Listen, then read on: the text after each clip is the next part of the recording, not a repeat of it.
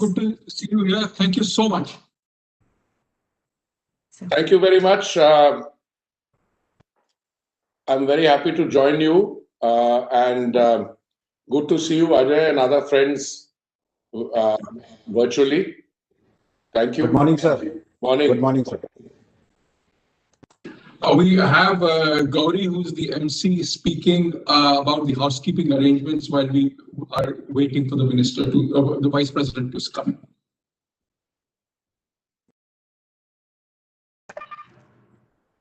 I'll continue then, sir.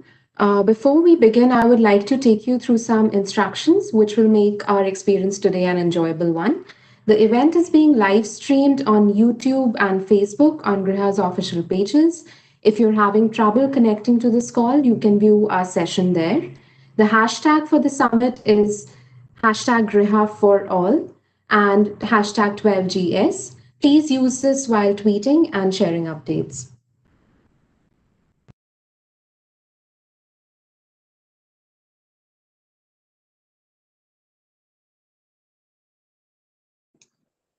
Gauri, just to go through the process once, as soon as the vice president comes in, you will start, and then I will do the welcome for about 3 or 4 minutes. That will be followed. Then you will ask Mr. Puri to speak, and following Mr. Puri's speech, we will have the launch of the e-publications. Yes, sir. And how will that be done? You will ask the Honorable Vice President to launch the publication. Yes, sir, absolutely. And then we will have videos to show in between as well. Right. And then we will have the address by the Honorable Vice President. Yes. You will request him, and then you will, after that, you will request Mr. Sanjay Seth to deliver the vote of thanks. Absolutely, sir. Yes. Right. And then the Vice President leaves. Yes, sir. And we also will, at that point of time, thank, because Minister Puri will also leave at that time. Absolutely, sir. Thank you. So, sir, she will announce the departure of the vice president, and also then the minister also would leave then, sir.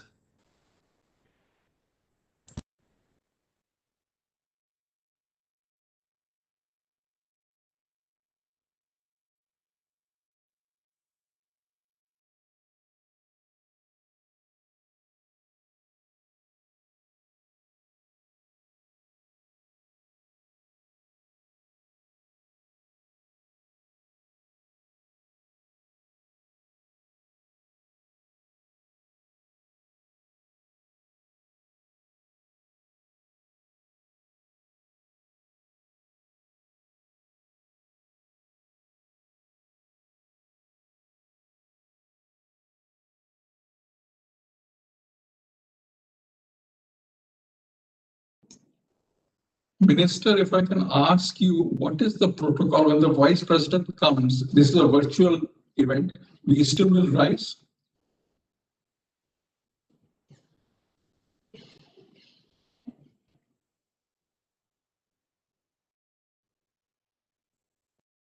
Sir, you can be seated and just do namaskar. Just a folding of hands, that's all. Thank you.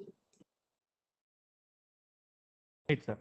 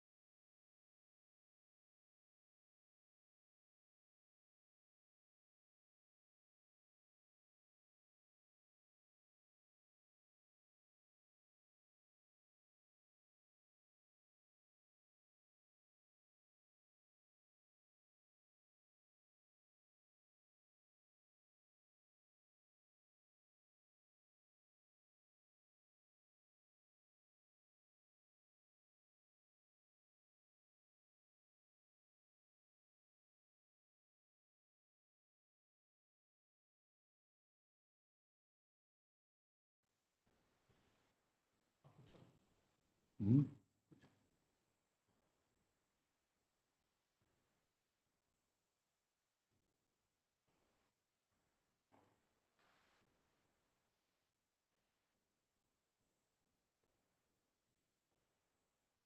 Welcome, sir. Good morning, ladies and gentlemen. On behalf of the GRIHA Council, I would like to extend a warm welcome to all of you to the 12th GRIHA Summit with the theme Rejuvenating Resilient Habitats. The 12th GRIHA Summit serves as a platform to deliberate on innovative technologies and solutions which can help in creating robust mechanisms for developing sustainable and resilient solutions for the benefit of the community at large. My name is Gauri Mathur, and I'm your host for this session. It is a great honor to have with us our chief guest for the event, Honorable Vice President of India, Sri M. Venkaiah Naidu ji. Thank you, sir, for gracing this occasion.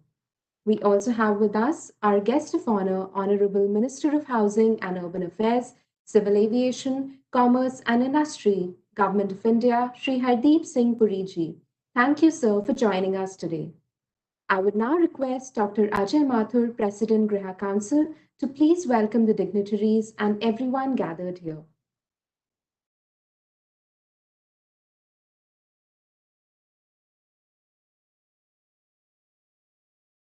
Thank you very much.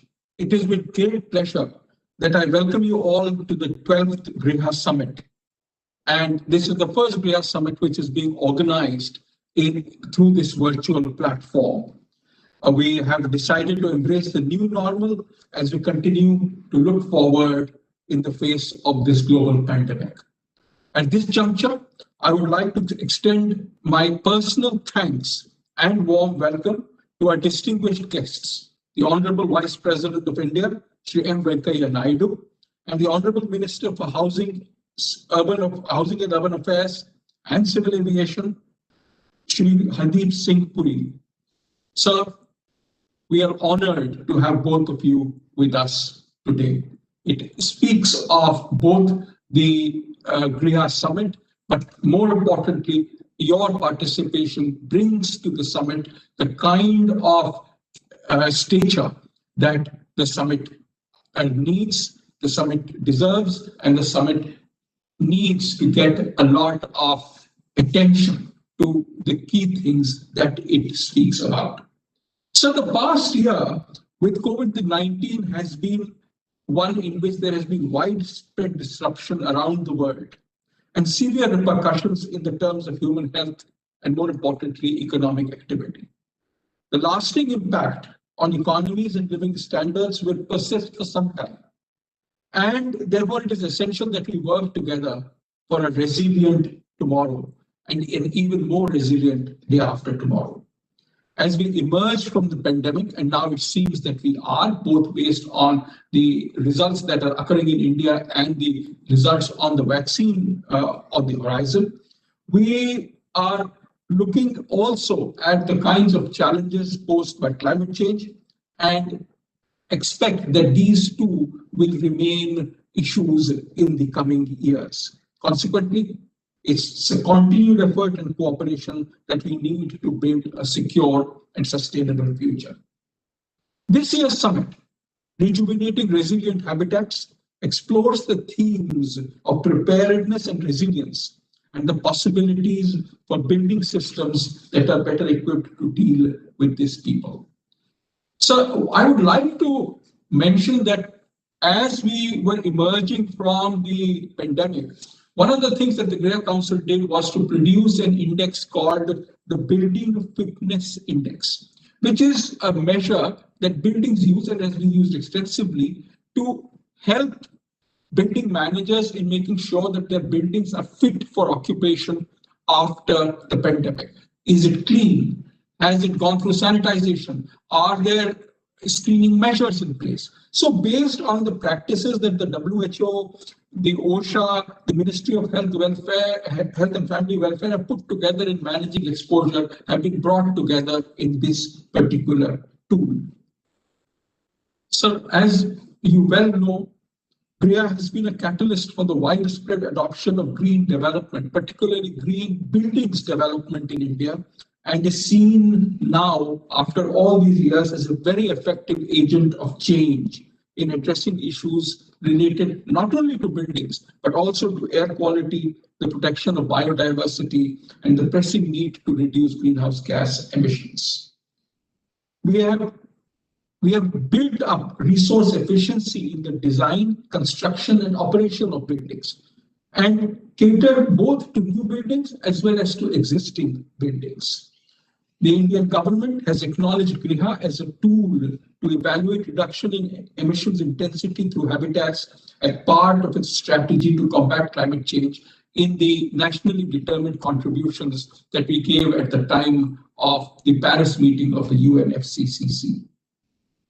During this year, we have also brought out other initiatives such as PRIAS, which looked at cleanliness, the Swachh Bharat Abhiyan, the Paryavaran Rakshak, through which we reached out to RWAs to help them into the task both of proactive management and of enabling systems to be put in place that allow them to monitor and to help move ahead on the green agenda.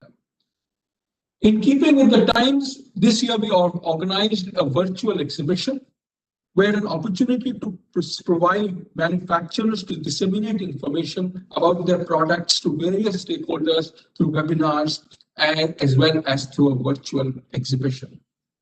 We hope that this has provided the background that is needed for the launch of the new version of GRIHA, the 2019 version as it is called. I want to thank all our partners for their unending support, the international collaborators for the confidence that they've placed in GRIHA. And it is without doubt that the progress that has been made is because of this cooperative actions of both individuals and organizations. As we approach 2021, we want to strenuously reiterate our commitment to ensuring that the GRIHA Council will remain a frontrunner and will continue to provide the leadership that is needed in order to move to a greener future. It is our hope that this summit will be an enriching experience for everyone. I look forward to people coming together, and this number keeps on increasing. We look forward to them coming together and move the agenda from the GRIHA Council to the vast numbers of developers across the country. Sir, Mr. Vice President, I again thank you for your presence, for your agreement to deliver the inaugural address, and to you, Mr. Puri, for agreeing to deliver the Ministerial Address at this inauguration. I again welcome you all to the 12th GRIHA Summit. Thank you, Dr. Mathur, for that wonderful speech. I would now like to invite Shri Hardeep Singh Puri ji to kindly deliver the Ministerial Address. Honorable Vice President, Shri Venkaiah Naidu ji, President of the GRIHA Council and Director General of TERI, Dr. Ajay Mathur, and participants at the 12th GRIHA Virtual Summit. I want to extend a very warm good morning to you, and I want to begin by expressing my appreciation to the Green Rating for Integrated Habitat Assessment, GRIHA Council, for organizing this virtual summit to engage with all the relevant stakeholders. I am confident that deliberations held during this summit will enable knowledge sharing and encourage the development of green and sustainable habitats across the country. The Government of India recognizes the imperative of and accords the highest priority to environmental preservation and countering climate change as essential areas of focus for our nation and planet. Sustainable development by leveraging the latest technology and innovation are vital tools to tackle environmental degradation and climate change. The theme of this year's summit, Rejuvenating Resilient Habitats, is of extreme importance. By 2030, when work is completed on the UN 2030 Sustainable Development agenda, nearly 600 million Indians, or 40% of the country's population, will reside in urban spaces. To cater to this growing urban population, India has to build 700 to 900 million square meters of urban space every year until 2030. In other words, we will have to construct a new Chicago every year from now till 2030 to meet our urban demands, which means 70% of urban India of the future is yet to be built. With that in mind, the scope of implementation for green, sustainable, resilient infrastructure norms and technologies is immense. Therefore, platforms such as this summit are essential in promoting discourse and encouraging collaboration towards this common goal. As our citizens continue to move into urban areas, it has to be ensured that the appropriate urban systems and infrastructure are in place. This infrastructure should provide essential services to our citizens while also being able to deal with the magnitude of demographic shifts taking place sustainably. Our government has taken up various measures for adopting construction technology reform in the housing and real estate sector. The Ministry of Housing and Urban Affairs had organized a Global Housing Technology Challenge India, GHTC India, in January 2019, which aimed to identify and mainstream best available and proven construction technologies that are sustainable, green, and disaster resilient to enable a paradigm shift in housing construction. As a part of the construction technology year 2019 to 2020, 6 innovative technologies have been selected from 54 proven technologies that participated in GHTC India for constructing 6 lighthouse projects. About 1,000 houses each will be built with allied infrastructure facilities at 6 places in different technical regions, namely Indore, Rajkot, Chennai, Ranchi, Agartala, and Lucknow.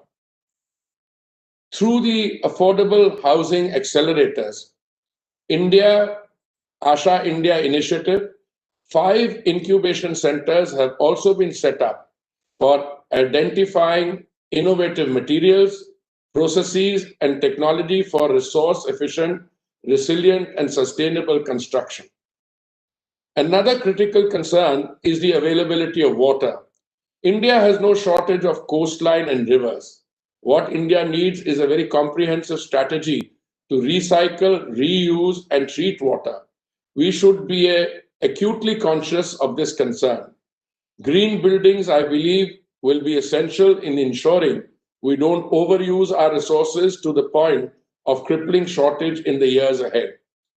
Green buildings can address 9 of the 17 Sustainable Development Goals, or SDGs, and I congratulate GRIHA on the launch of GRIHA 2019, the upgraded version of GRIHA Council, GRIHA 5, which strives to align our efforts more closely with the SDGs.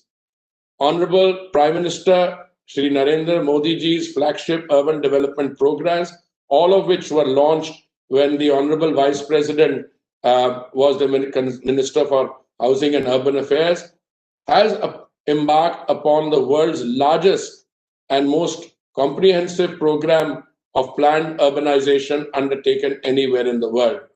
Shri Venkaiah Naidu ji, under whose astute leadership of the Ministry of Housing and Urban Affairs, our urban flagship missions began these requisite urban transformation. I'm very happy to report to you, Honorable Vice President, that most of these flagship programs are now have either matured or are nearing maturity, and we are now currently engaged in the task of conceptualizing the successor programs. By promoting cooperative federalism, ensuring integrated planning, and focusing on an outcome-based approach, we have had a strong start to our urbanization journey. The COVID-19 pandemic has presented the need for social distancing and health security norms to be practiced while moving through the city and accessing essential services. Our cities now are reimagining their streets as public places through the lens of economic regeneration, safety, and child-friendly interventions to ensure a green recovery from COVID-19. The recently launched Climate Smart Cities Assessment Framework, CSCAF 2.0, which looks to provide a clear roadmap for cities to combat climate change and the Streets for People challenge, aim to make our cities people-centric, pedestrian-friendly, and climate resilient. The last decade has seen an increase in the frequency of extreme climatic events like cyclones, floods, heat waves, water scarcity, and drought-like conditions. Climate resilient infrastructure is therefore essential in the face of such adversity to safeguard the progress and prosperity our citizens are striving to achieve. Leveraging new technologies while adopting the much needed mechanisms of sustainability is changing the whole dynamic of sustainable urban living. Old bulbs to new energy efficient LEDs is an example of the sea of change taking place across our urban centers. When an individual entertains or is able to enter a GRIHA certified building, one feels a strong sense of respect, understanding, and motivation behind the architectural design. The ecosystem for sustainability and sanitation these buildings provide inspire behavioral change. The Swachh Bharat mission has generated and sustained this behavioral change for sanitation and hygiene in people through programmatic interventions and citizen-led networks. The mission has now transformed from a government-led initiative to a Jan Andolan, a people's movement. Our Smart Cities mission is working towards integrated and comprehensive development of cities and implementing several initiatives for promotion of sustainable transport, reduction in traffic congestion and air pollution, generation of renewable energy, scientific waste management, smart water and wastewater management, disaster management, and infrastructure resilience. Cities bear a massive responsibility for balancing the needs of the present with the requirements of future generations to maintain a sustainable equilibrium and to diminish the adverse effects of growing urbanization on the environment. The scale of these transformations is immense. As a result, the overall impact that India can make towards achieving the SDGs and in the fight against climate change is significant. This period of the pandemic has also proven to us how world-class smart infrastructure in our cities can help us respond to unpredictable externalities. As part of the COVID-19 response, 47 integrated command and control centers created under the Smart Cities mission are now serving as crisis management war rooms, helping monitor the on-ground situation while leveraging various technological innovations like geospatial mapping and telemedicine services. I can say with a sense of pride, what we are doing is not merely planned urbanization from an infrastructural perspective. We have recognized that a holistic approach is required that ensures a balance to achieve India's development goals while keeping sustainability at its core. I would once again commend GRIHA Council on their work and the platform it continues to provide with events such as this summit. I also congratulate them as the Honorable Vice President Shri Venkaiah Naidu ji will be launching the Swashvat magazine and the book 30 Stories Beyond Buildings Today, documenting the extensive collaboration between the GRIHA Council and Public Works Department, Government of Maharashtra.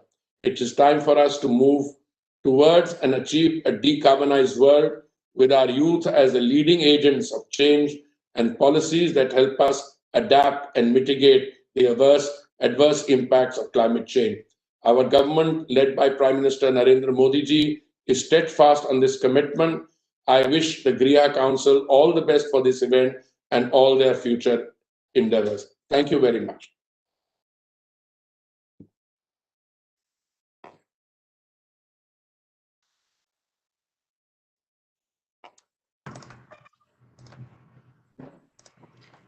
Thank you, sir, for that thought-provoking speech.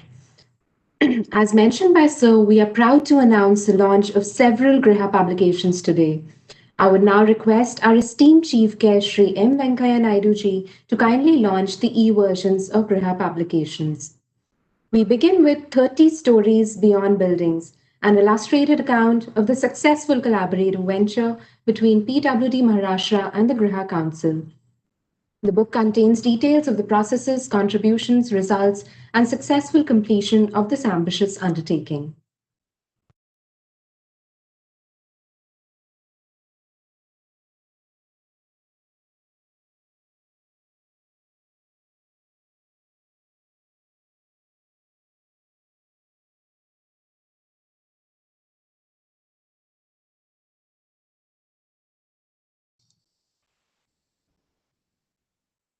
We are heartened to release our annual magazine Shashwat, which encompasses articles, interviews, and testimonials from experts with diverse backgrounds who have contributed to new areas of research in the domain of sustainability.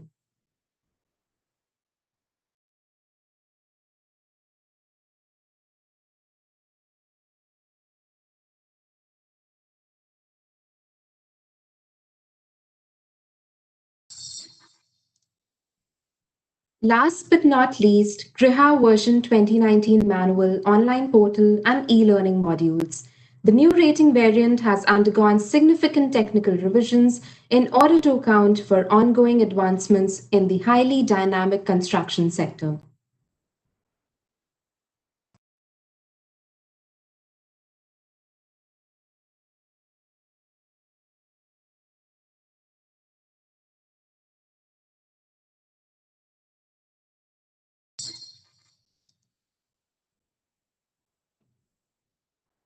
The GRIHA version 2019 online portal integrates the document submission processes with inbuilt ready-to-feed-in calculators and interlink criteria to reduce repeated entries.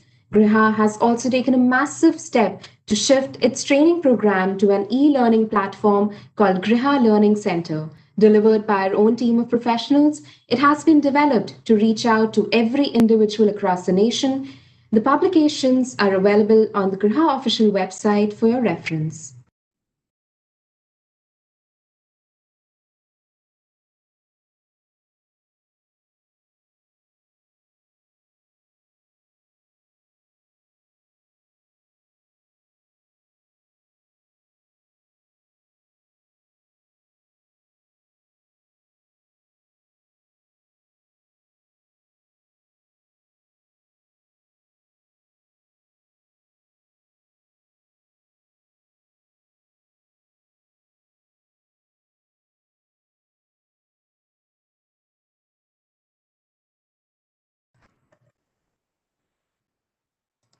We would like to thank Shri M. Venkaiah Naidu ji for launching the e-publications. I would now request you, sir, to kindly deliver the inaugural address.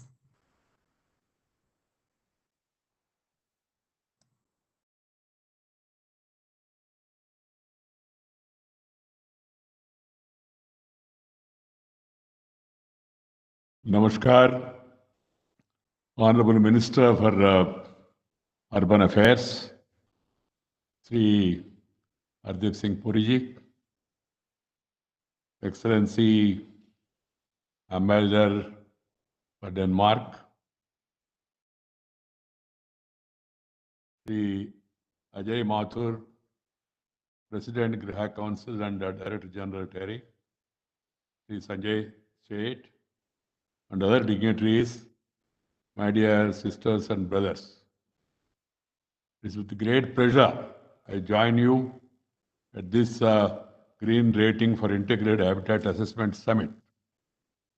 The commitment of GRIHA to forgo partnership, both nationally and internationally, is seen in the multitude of partners, stakeholders, and delegates present on this platform today. You are all aware the government of India is making a determined effort to transform India into a holistically sustainable nation with the involvement of all stakeholders. Atmanirbhar Bharat Abhiyan is the vision of New India with an aim to make the country and its citizens independent and self-reliant in all spheres. We just now heard the Honorable Minister explaining the progress that is being made in this regard and also various transformational, promotional, developmental schemes in the urban development. We are all aware there is a massive migration going on towards urban areas from the rural. And as we are all aware that the number of people living in urban areas will be increasing. According to World Green Building Council, building and construction account for 39% of the energy and related CO2 emissions in the world. We have to accelerate the process of total decarbonization of the built environment. It will be taken upon priority. Second, there are a lot of buildings that will exist in India in 2030 are yet to be built. So there is a need for concerted and coordinated efforts from all stakeholders to ensure the use of construction material that is environment friendly, and the buildings are energy and resource efficient as well. It should not only be sustainable, should not jeopardize the ability of future generations to meet their needs. The Central Public Works Department has committed that all new buildings in India will be greener. Similar commitments have been made by other government construction agencies. This is all about government. But private also should join it in a big way. I am happy that private sector developers have also committed that their future construction will be GRIHA compliant. I really compliment them. I strongly feel that we should consider making every future building to go green, mandatory, and it should apply to all kinds of buildings. Central government, state government, provincial government, local body, panchayat, every building should go green. That is the future. Otherwise, there is every danger. You all know what is happening on the climate change front. We must promote the use of renewable energy, promote waste reduction, and encourage the use of environment-friendly local material. Low carbon technologies has to be extensively promoted, as well as green building must use fewer resources and reduce greenhouse gas emissions drastically. My dear friends, traditionally our ancestors have been using nature-friendly material and designs in construction of dwelling units. However, we seem to have forgotten this climate-responsive architectural designs refined over thousands of years. Now it's time again we go back to our civilization. Our ancient civilization values teach us to live in harmony with nature. I have always said that we should love and live with the nature and follow our age-old culture. That is the path for a better future. Nature, culture, together for a better future. Sustainable buildings are an important component in building resilient communities. And sustainable architecture is Indian tradition. Ancient Indian civilization has always respected the environment. It's high time for us to change our approach and ensure design and construction practices that are more sustainable and resilient. By restoring traditional practice of construction and embracing green technology, it's possible to re-navigate the building sector and encourage harmonious living with the natural environment. Climate change is real. I need not dwell on that. It's evident, it's staring at us. We are neglecting nature. That's why there is reaction. We have to strike a balance between economic development and environmental protection. Economy and ecology can coexist if one respects nature. I would like to underline, economy and ecology can coexist if one respects nature. This year has been tremendously affected due to pandemic. The world has been frequently witnessing a number of natural calamities. There is an absolute need to reorient our approach to development, as the decisions we make today will have repercussions for beyond our lifetimes. And we talk about sustainable architecture and design, we have to use local, naturally available resources and eco-friendly building material. The nation is passing through a critical juncture and facing many challenges. Innovative solutions and initiatives will be invaluable in tackling present problems from the coronavirus to climate change. I would like to congratulate the GRIHA Council on the launch of the upgraded version of its rating system, the GRIHA version 2019, as well as the annual Sahaswat magazine and the book documenting the extensive collaboration between GRIHA Council and the Public Works Department, Government of Maharashtra. Every state must have this sort of partnership. It gives me great pleasure to learn that over the past year, despite pandemic, GRIHA Council has continued unabated in its endeavor to promote the sustainable long-view agenda. I would like to congratulate GRIHA Council on the development of the Building Fitness Indicator, BFI tool, a free-to-use self-assessment tool that allows organizations to measure the preparedness of workplaces to prevent exposure to COVID-19. We must utilize the light, the air, and we must have really such buildings where you have enough light, enough air circulation. This is one lesson the COVID has taught us. If the air is circulated within, then infections are likely to increase and affect more. So, this is an aspect of not only environment, it's a wide range of human rights, including the right to life, safety, food, water, and sanitation are all included in this. The theme of this year's summit is Rejuvenating Resilient Habitats. The event centers on preparedness and the need to build infrastructure that is resilient in the event of disaster. Now more than ever, it is imperative to strike a balance between social development and economic growth. The Prime Minister has given a call for reform, perform, and transform. Transformation in every walk of life. Transformation in the lives of the people. As it was explained that urban areas contribute 65% of the GDP. It will increase to 70% by 2030. Unprecedented expansion that will change the economic, social, and environmental landscape of India.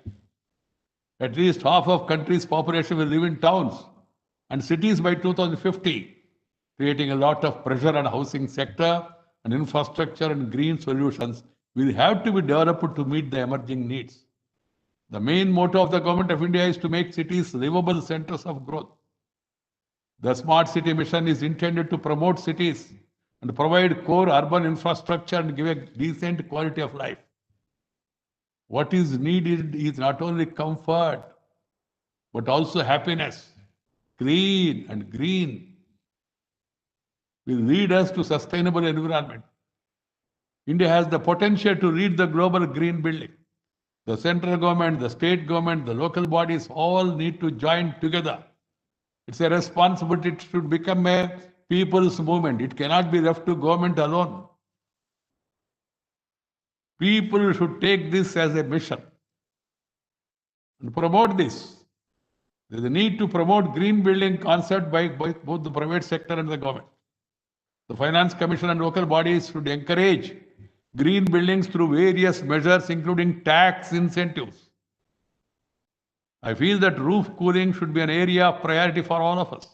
In India, over 60% of roofs are made from metal, asbestos, and concrete, thus tapping heat inside buildings and contribution to heat island effect in urban areas. Currently, less than 10% of India households have air conditioning units. But this percentage is expected to rise substantially with the improvement in living standards and rise in temperature due to global warming. This has to be understood. Cool roofs will offer you a cool life. Simple and cost-effective solution that can lower indoor temperature by 2 to 4 degrees Celsius as compared to traditional roofs. Simple techniques such as lime-based paint, reflective coatings, or membranes can reflect the sunlight and reduce heat absorption. This can very effectively go for low-income households and slums in urban areas. I understand that pilot studies have been conducted in Hyderabad and Telangana. You're rolling out a cool roof program for the entire state.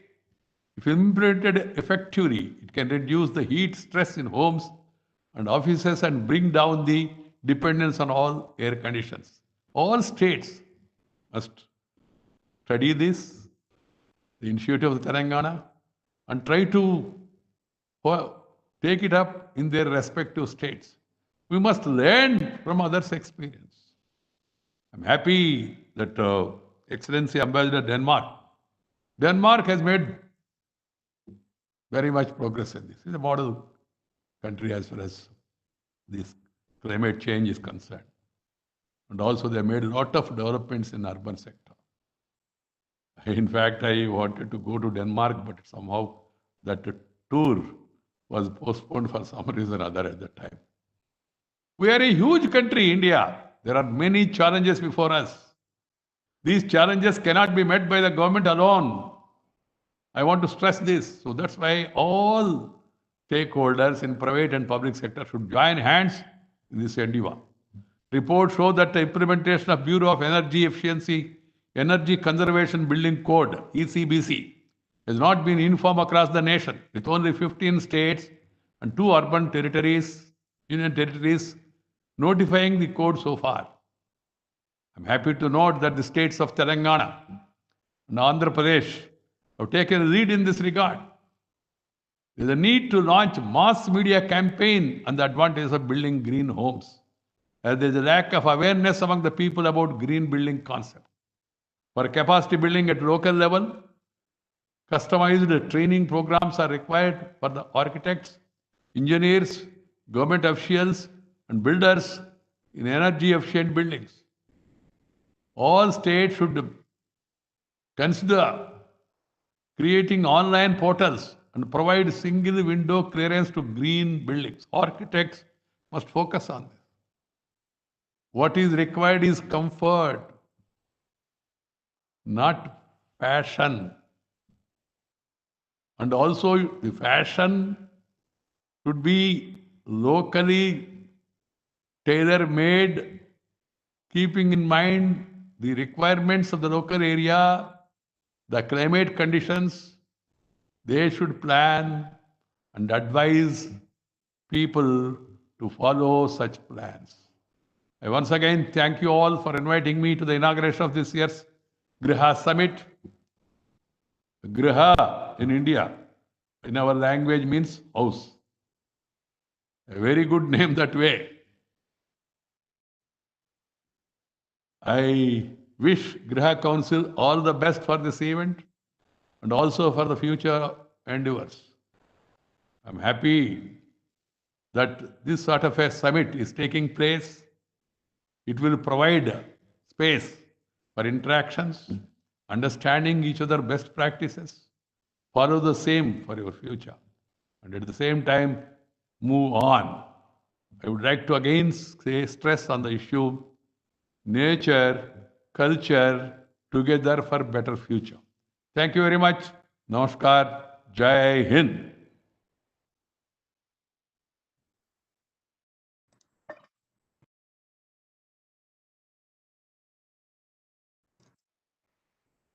Thank you, sir, for that enlightening speech. I would now request Mr. Sanjay Seth, CEO, GRIHA Council, to deliver the words of thanks. Respected Vice President of India, Shri Venkaya Naidu ji, We are extremely grateful to you for having blessed us by inaugurating the 12th GRIHA Summit. COVID-19 has drastically affected the global economy and completely altered the nature of business as usual. In the days to come, India will require the ability to develop an economy that is more resilient to disruptions than ever before. So we are pleased to inform you that we at the GRIHA Council have risen to the challenge of embracing the new normal of remote presence in a virtual connectivity. GRIHA Council is committed to the decarbonization of the building sector. Sir, and we also thank you for reminding us of our ancient practices of construction and also reiterating the fact that economy and ecology need to coexist.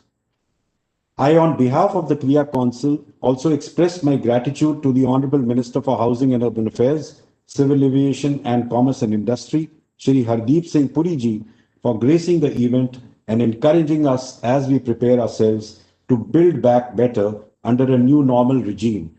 We also need to ensure that the living and working spaces of the future are secure and sustainable. Sir, the GRIHA Council is working together with your ministry on the lighthouse projects that you talked about.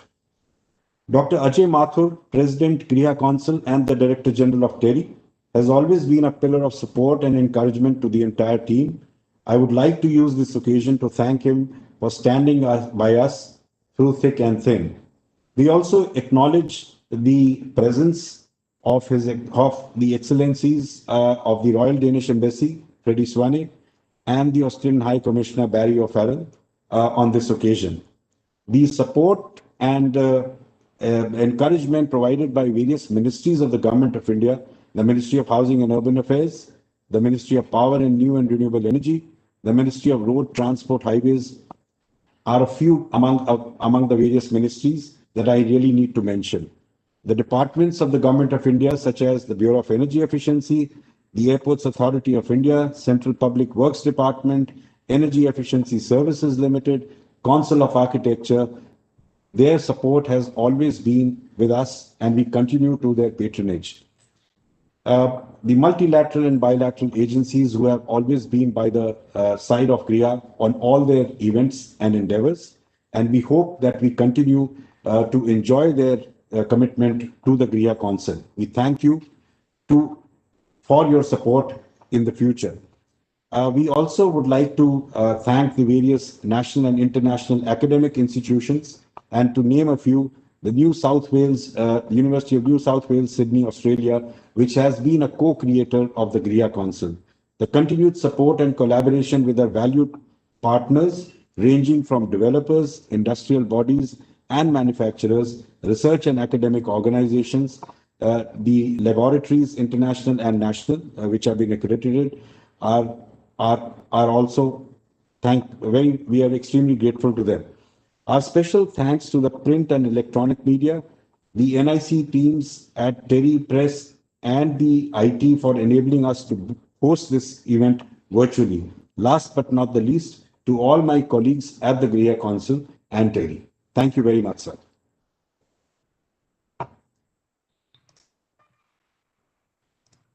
Thank you so much, sir. We are extremely grateful to our Chief Guest, Shri M. Venkaiah Naidu ji, and our guest of honor, Shri Hardeep Singh Puri ji, for sparing time from their busy schedules to join us for the annual GRIHA Summit and support resilient habitats. Thank you very much, sir.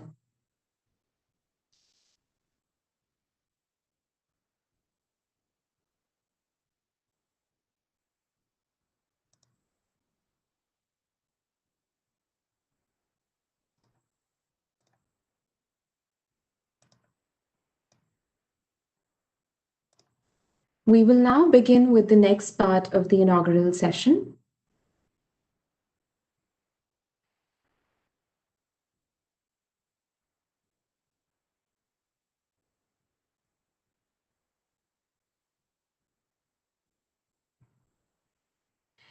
It is a great honor to have with us His Excellency Mr. Barry O'Farrell, Australian High Commissioner to India.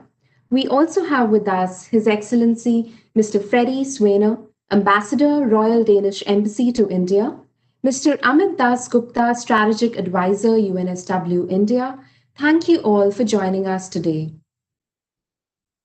Our theme for the 12th year of the annual GRIHA Summit is Rejuvenating Resilient Habitats. Year 2020, which was an year to track the progress on the Sustainable Development Goals and gear up to make the next decade count, has seen a remarkable turn of events, and the entire focus of the world has shifted to a pandemic, which demonstrated how delicate the balance of nature is and how important it is to make us realize that we are mere players in the hands of nature. The 12th GRIHA Summit serves as a platform to deliberate upon innovative technologies and solutions which can help in creating robust mechanisms for developing sustainable and resilient solutions for the benefit of the community at large. I would request Dr. Ajay Mathur, President, GRIHA Council, to please deliver the introductory remarks.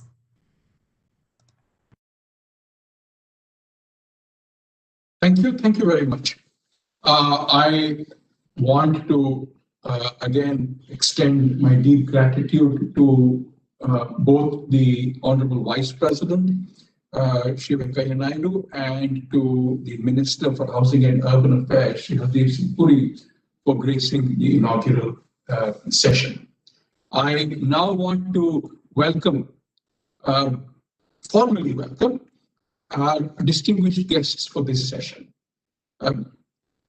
His Excellency, the Honorable Barry O'Farrell, the Australian High Commissioner to India, His Excellency Ambassador Freddie Swane, the Royal Danish Ambassador to India, and Mr. Aminda Gupta, the Strategic Advisor and Country Director for the University of New South Wales in India. It is a pleasure to have all of you with us. We have had long relationships with both the countries and the University of New South Wales. In fact, the University of New South Wales, as Sanjay mentioned in the closing remarks of the previous session, is a co-creator of this event. High Commissioner O'Farrell, very warm welcome to you. High Commissioner O'Farrell was earlier Premier of the province of New South Wales, and we're delighted to have you here in Delhi and at the GRIHA Summit. Ambassador Swane, you have been a constant source of support for Delhi and for GRIHA, and I thank you for this. It's a measure of Ambassador Swane's, the love that he gathers in the people around him, that he has been twice ambassador to Japan. And this is his second term as an ambassador to India. So again, it's a great pleasure to have you here with us and to look at the kinds of collaboration and cooperation that we are having together. The issue of the pandemic has been discussed. And I think this, more than anything else, has been, in a sense, the defining feature of 2020. As we move out, there is the lasting impact both on health as well as on the economy. And consequently, as we recover, the role of recovering to a greener future, to a more sustainable buildings future, becomes more important. And this year's summit, with the title of Rejuvenating Resilient Habitats, becomes that much more important. We all understand that resilience is an important part of sustainable development because there are all kinds of interventions, disruptions that occur, be they natural disruptions like cyclones, like droughts and floods, but there could also be disruptions of the kind that we have had in this year. Consequently, resilience presents to us an existential and environmental challenge. How do we build it into the way we design our future?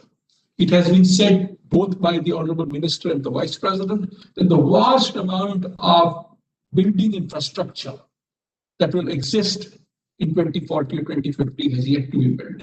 That provides an opportunity, but it's an opportunity for which we need to be prepared. The document that was released today, the work that GRIHA has done with the Maharashtra PWD, together. We believe that documentation is important because it shows what is possible and how to do it.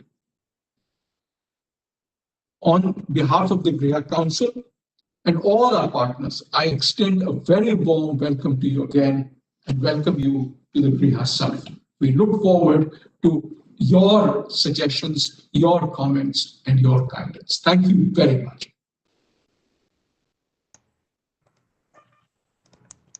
Thank you so much, sir. I would now request His Excellency, Mr. Barry O'Farrell, to kindly deliver his special remarks. Namaskar from the Australian High Commission in New Delhi. Thank you, Dr. Mathur and the Green Rating for Integrated Habit Assessment Council for the invitation to participate at the 12th Summit. GRIHA is a fantastic rating tool, and I'm pleased to see that GRIHA and the University of New South Wales, from which we have Mr.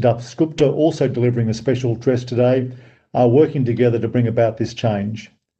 I'd like to start by congratulating India on achieving 7.17 billion square feet of green building footprint in 2020. I understand there are plans to reach 10 billion square feet by 2022, and I wish you the very best in doing so. I'm honoured to be here today as we set the Rejuvenating Resilient Habitats theme for the summit, to share some of the actions Australia is taking to reduce emissions and increase the resilience of Australian communities to the risk and challenges of climate change. Australia is on the front line of climate change, and we're resolutely committed to the Paris Agreement and the achievement of its goals. We're focused on taking practical action that will reduce emissions both in Australia and globally. As we strive to achieve net zero emissions, our policy focus is on driving down the cost of key low emission technologies. This year, Australia has taken new actions and measures to advance this goal. Australia's technology investment roadmap will guide around $18 billion of government investment and leverage at least $50 billion from the private sector, state governments, research institutions, and other publicly funded bodies. As part of that roadmap, Australia announced in September this year its first annual low emissions technology investment statement that sets ambitious stretch goals to drive down the cost of low priority emission technologies in Australia and around the world. These are direct investments in low emissions future that is achievable, will support jobs and help Australian communities thrive. Key examples of those investments include our Clean Energy Finance Corporation, which is the world's biggest green bank and is working to meet our stretch goals. The CEFC has directed major investments to drive Australia's ongoing transition to low emissions economy and has already invested in projects worth almost 30 billion Australian dollars. Further, through the Australian Renewable Energy Agency, the Australian government has contributed to renewable energy projects with a total value of more than $6.5 billion.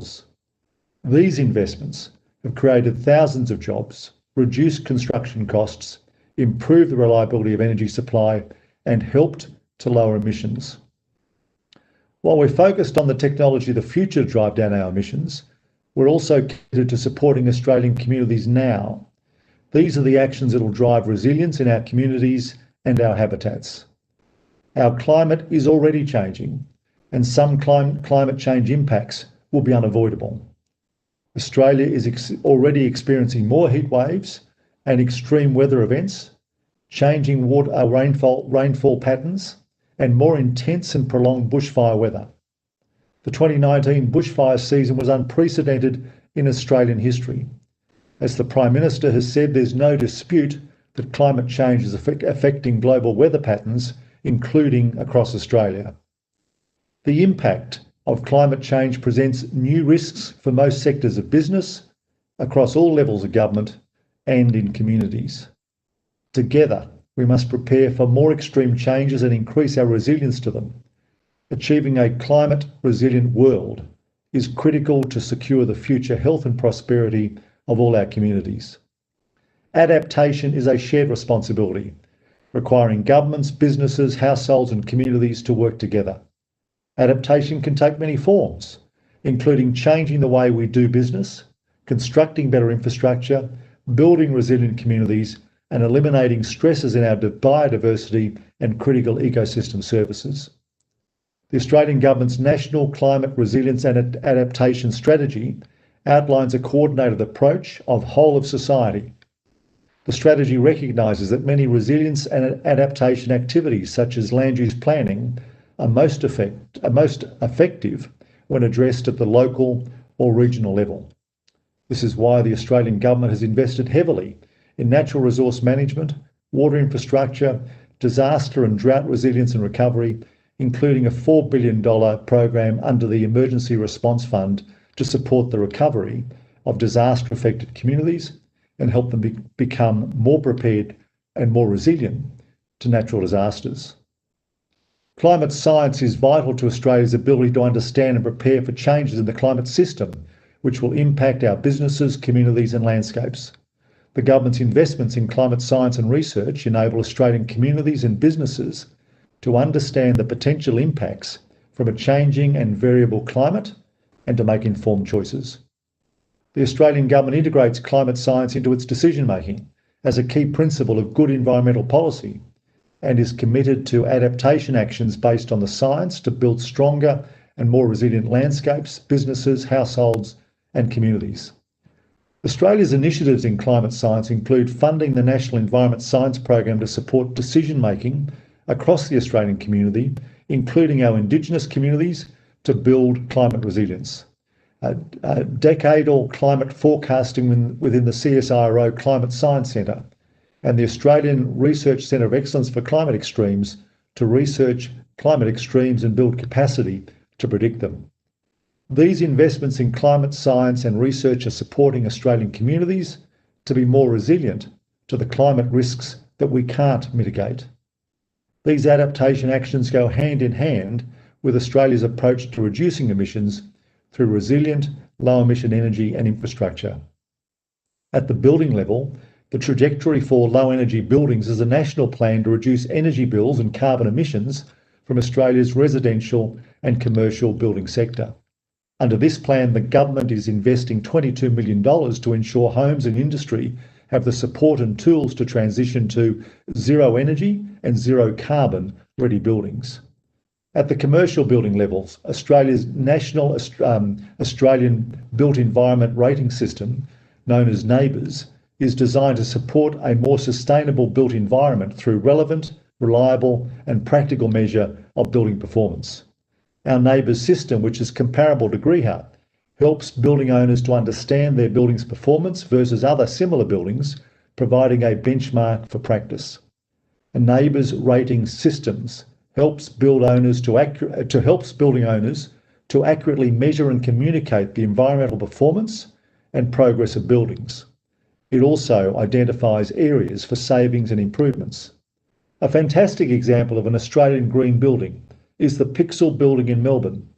The building has moved beyond carbon zero, where operational emissions are offset by renewable energy, to carbon neutral, where emissions from construction materials are also offset. Using renewable energy over a 50-year life cycle should see Pixel deliver a net carbon benefit.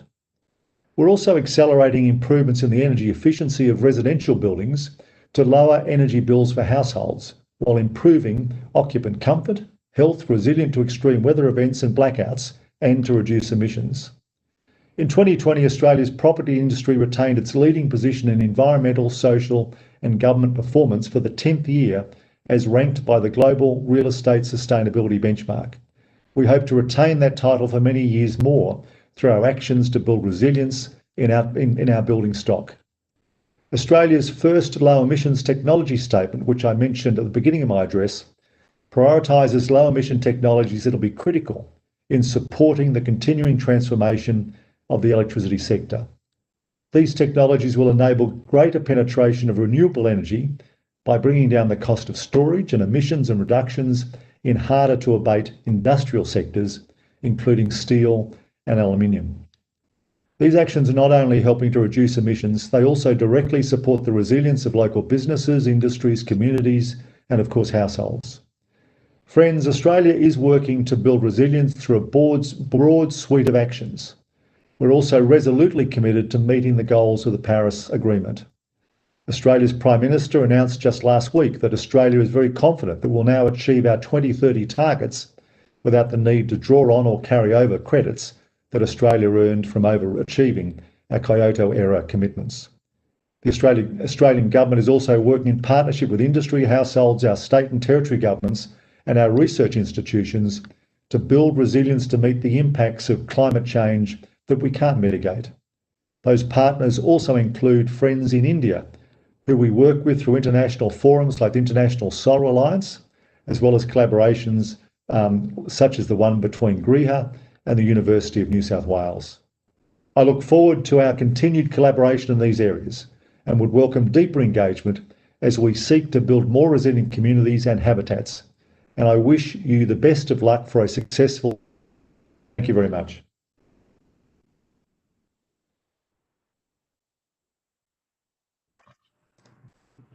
Thank you so much, sir, for those enriching words. Australia is indeed making a remarkable effort to mitigate climate change. I would now request His Excellency, Mr. Freddie Swainer, to kindly deliver a special address. Good morning to all of you, and happy to see so many good friends almost every day. But let me start by thanking Dr. Ajay Mathur and of course Aminda Gupta, as well as Sanjay's set. The greening of the world is so important, and I think what GRIHA, the 12th Summit, is really embarking upon is something that is really in the need of the hour. We know that climate change is happening, we can see it, we can sense it, and therefore it's so important. And Denmark and India, we have already embarked upon a very important kind of cooperation, a new partnership. The Honorable Prime Minister Modi called it a new partnership of the new age. It's the so-called Green Strategic Partnership. And in that context, Denmark will bring the skills, the solutions, and put it into a close cooperation with India. This morning, we heard the Honorable Vice President Naidu of India, as well as Honorable Minister Puri, stressing the need of change, the need of action. And I think that based on the pandemic that we are all suffering from these days and these months, that this kind of mobilization that we have seen, we should really transform that into action when it comes to the greening and the green transformation. GRIHA is a very important body that will really put the attention to these issues. Urbanization is something that we have to live with. We can't escape from it, but we can do it in a more greener and a smarter and a more sustainable way. And therefore, I'm extremely pleased that GRIHA is setting focus on the kind of resilient habitat, the rejuvenation of our habitat. Habitats are so important. In Denmark, we have also done that for many years. And of course, we are also very much on the track to deliver on the Paris Agreement goals. Last year, the Danish government and the Danish parliament adopted a climate law, which will reduce by law 70% of our emissions on the base year of 1990. It's a tough decision, and we are not allowed to do it outside. Denmark has to deliver 70% of the decrease of our emissions. So it's a huge task. The way that can be done is, of course, using renewables. We have wind power. We have a lot of wind turbines, wind parks onshore as well as offshore. We also have a very stringent building code that will always opt for the best, most sustainable and energy efficient way of building new buildings, and also improving existing buildings. That's so important. Given the size, the scale of India, and what you have undertaken under this government, then you will need the skills in close collaboration with many countries, Australia, Denmark, and so forth. We stand ready, and with our Green Strategic Partnership, we have really developed a catalog of areas where we can cooperate, and we can bring our skill solutions to India. They might not be copy-pasted, but at least they can serve as kind of inspiration. And that's really important.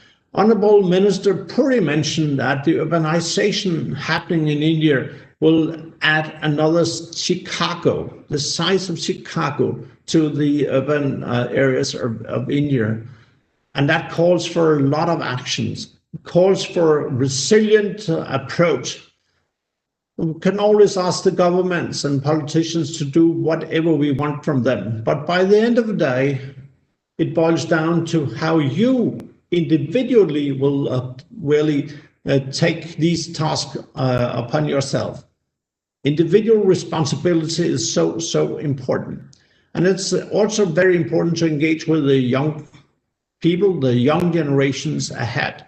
A couple of days ago, together with Niti Aayog and Atal Innovation Mission, we launched a special kind of challenge within the water sector. We want to bring the academics as well as young entrepreneurs into a kind of competition where we can really develop new, resilient, innovative methods.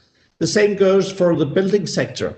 The GRIHA, the house, is so important. And my hope is that we are not only focusing on a special house, but we are really focusing, based on our experience from the pandemics, we are focusing on the world's GRIHA, the house where we all have to live, where we all will have to really develop our sustainability, where we all will have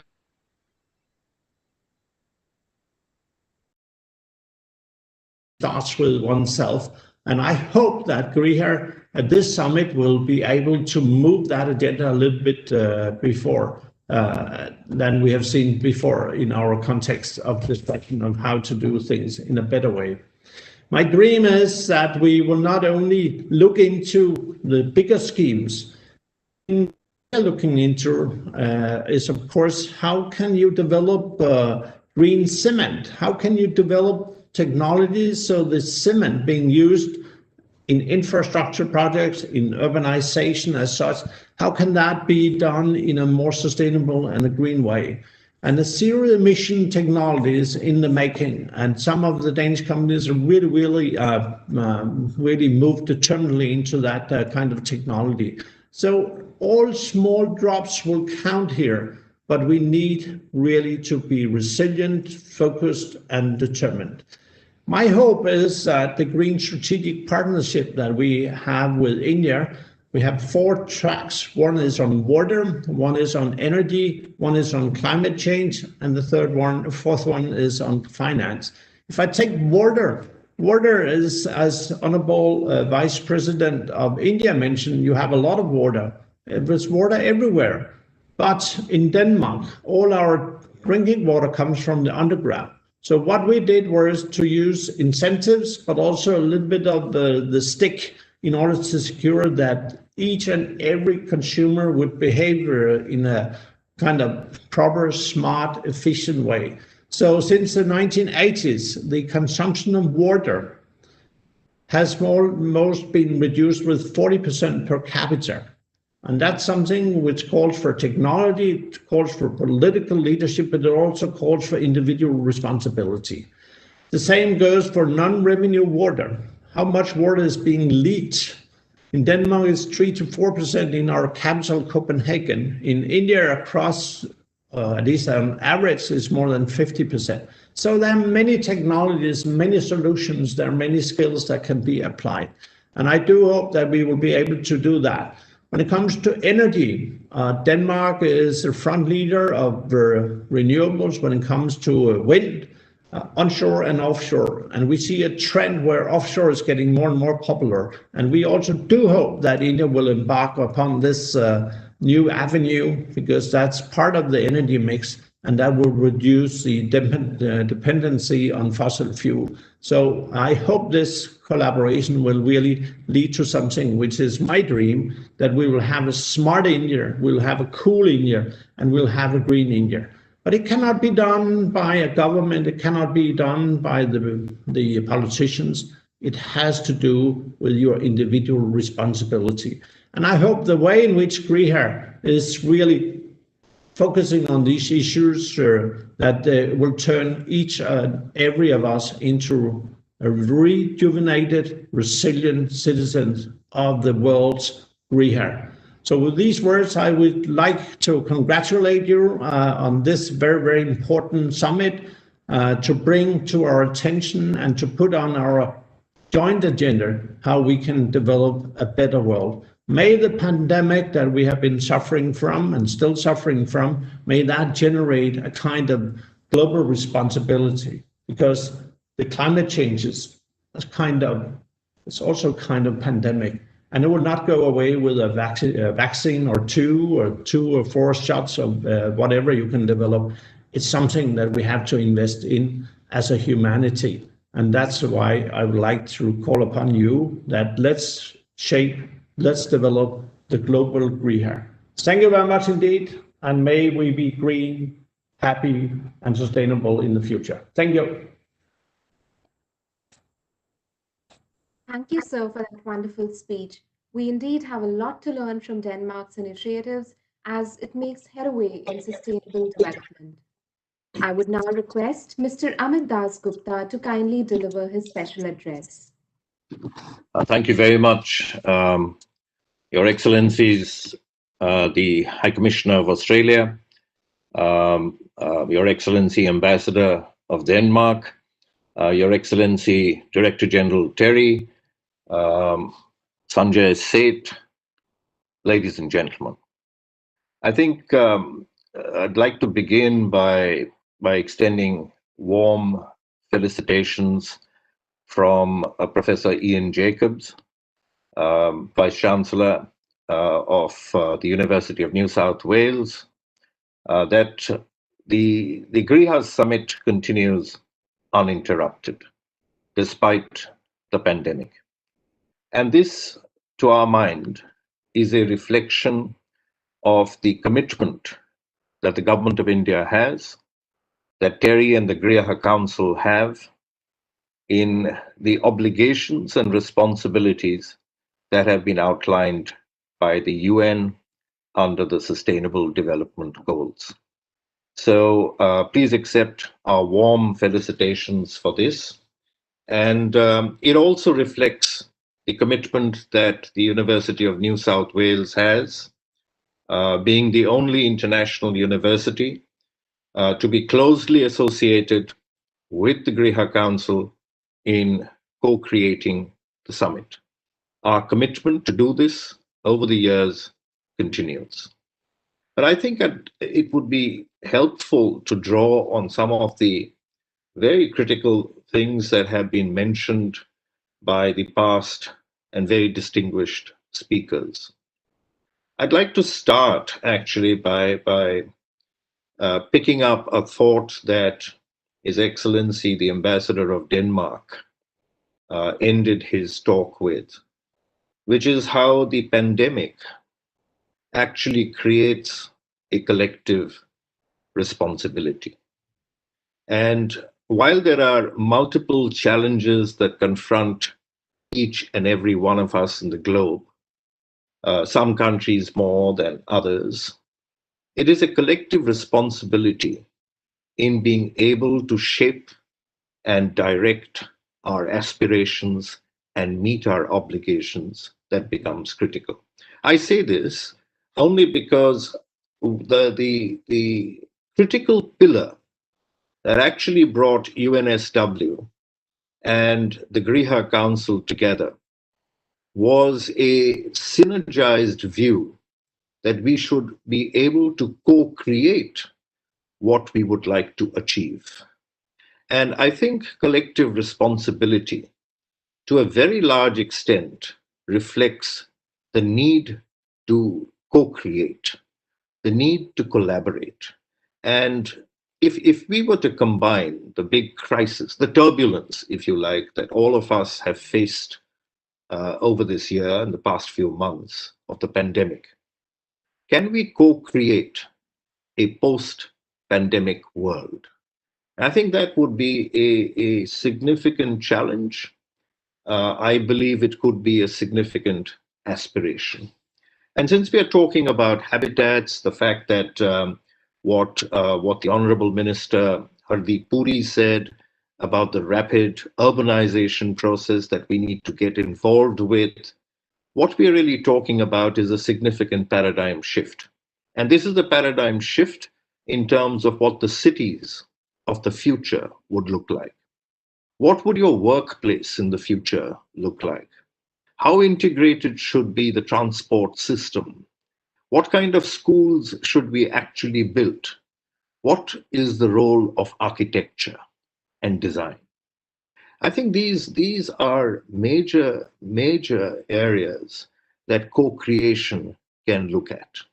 As High Commissioner Barry O'Farrell mentioned about the extraordinary work that is currently taking place in Australia in trying to mitigate challenges that people face and that people will face in the future. In other words, anticipating what the future would be like and how we negotiate the future and respond to the demands that will come. I think it's my personal view, shared by UNSW very deeply, that there are two areas that we could possibly look at as part of our continued commitment in working together with TERI and the GRIHA Council. And of course, with the government of Denmark, with other European countries. And this would be, first, looking at capacity building and at training programs, so that our architects in India can draw upon best practices across the globe and vice versa. Because as the Honorable Vice President said, it is a matter of seeing a combination at the same time of not only nature, but also culture, of looking at not only tradition, but also modernity. And it is this combination that I believe we need to find a way of co-creating. The second area that I would recommend is applied research. And let me mention about the University of New South Wales. There are a number of faculty members who have extraordinary international standing, and I'll mention a few just for the record. Professor Martin Green, who not only won the World Energy Award a couple of years ago, but who's also known as the father of photovoltaics. Professor Gavin Conbeer, looking at Professor Helen Lockhead, who heads the School of Built Environment, Matt Santamuris, who's worked in the area of rooftop cooling, Professor Dio Prasad, who looks at the area of smart cities, and what would smart transport be like, Professor Veena Sahajwala, who's looking at waste and how can this waste be reused, including on making housing, by the way. So I think the combination of different kinds of strengths that each one brings from outside India, synergizing with the work that is being done in India, is to my mind, the collective responsibility and co-creation. I would also submit that it would be useful for us to look at universities, both in India and abroad, and looking at the student and the faculty, and looking at the student community and asking them, what would be the inputs that you'd like to give in redesigning the way habitats should be? And I think this would bring in extraordinary fresh thinking. It would also bring in participation by the student and faculty community, by our educational institutions, because I believe, as I believe you believe, developmental aspirations can only be achieved if they are collectively driven. And this to my mind, is one of the great takeaways from the GRIHA Summit. And we look forward to the GRIHA Summit next year.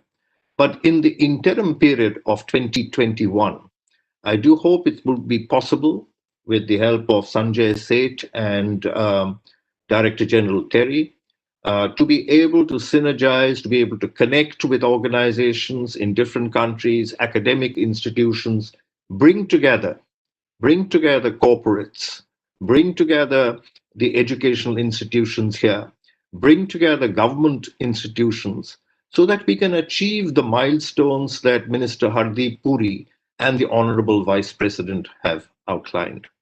And on the subject of water, let me also briefly mention that the Global Water Institute is housed at the University of New South Wales. And it would be an extraordinary achievement for us to not operate as silos, but to be able to integrate the great work that everyone is doing right now in order to achieve what I think would be history when we are able to counter the challenges that have been outlined by the United Nations, when we look at the whole issue of climate change, and when we achieve the targets of urbanization, which quite frankly are non-negotiable. Thank you very much. Let me say namaskar and all the best to every one of you. And once again, congratulations for GRIHA Summit. Thank you.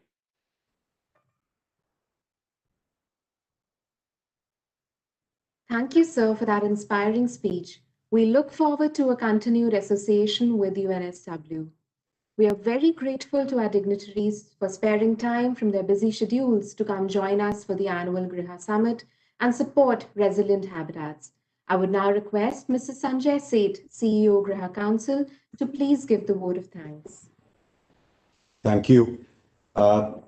Distinguished guests, His Excellency Barry O'Farrell, the High Commissioner of Australia to India, His Excellency Mr. Freddie Swane, the Ambassador of Denmark to India, former Ambassador Mr. Aminda Gupta, now the Strategic Advisor UNSW to India, for being with us today and helping us establish what we said, setting the theme for the 12th GRIHA Summit.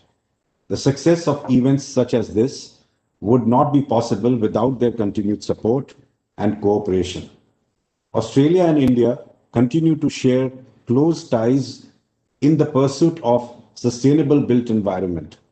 In the past year, the GRIHA Council and the University of New South Wales have continued to work closely together to facilitate groundbreaking advancements, create collaborations, and effective knowledge exchange. I thank UNSW for their continued commitment to working with us and for their support in all our endeavors. Under the ambit of our MOU, we have been able to attain unprecedented levels of outreach and impact. I would also like to thank the Royal Danish Embassy and the Ambassador for being with us for the summit last year, and his enthusiasm for sustainable growth, which was infectious and continues to egg us on in the current year. Even though this year we are on a virtual platform, we are honored to have you with us, sir, and we look forward to interacting in person again in the coming year. Our collaborative efforts are starting to bear fruit, and we look forward to further strengthening our ties in the years ahead. I would also like to take this opportunity to announce the regional GRIHA Summit at the Bombay Exhibition Center, Mumbai, on the 10th, 11th, and 12th of February 2021, with the theme Sustainable Today, Resilient Tomorrow.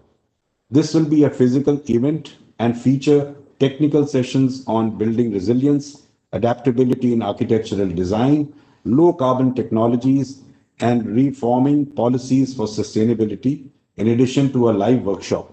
I look forward to seeing you there, and thank you once again for being with us and helping us to kickstart the 12th GRIHA Summit. Namaskar. Thank you very much, sir. Here is a short glimpse of what is to come in the regional summit with the theme Sustainable Today, Resilient Tomorrow, to be held on 10th, 11th, and 12th February in Mumbai, India.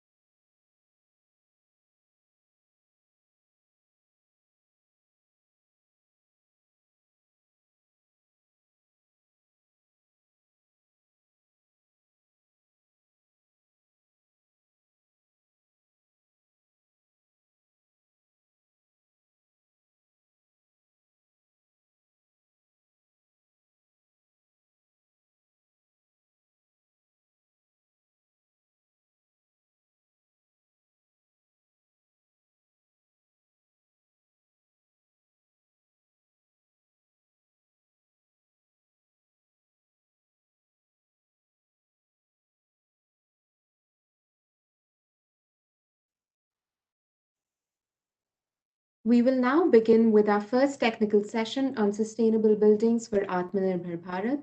Prathama Dolis will be your host for this session. Over to you, Prathama.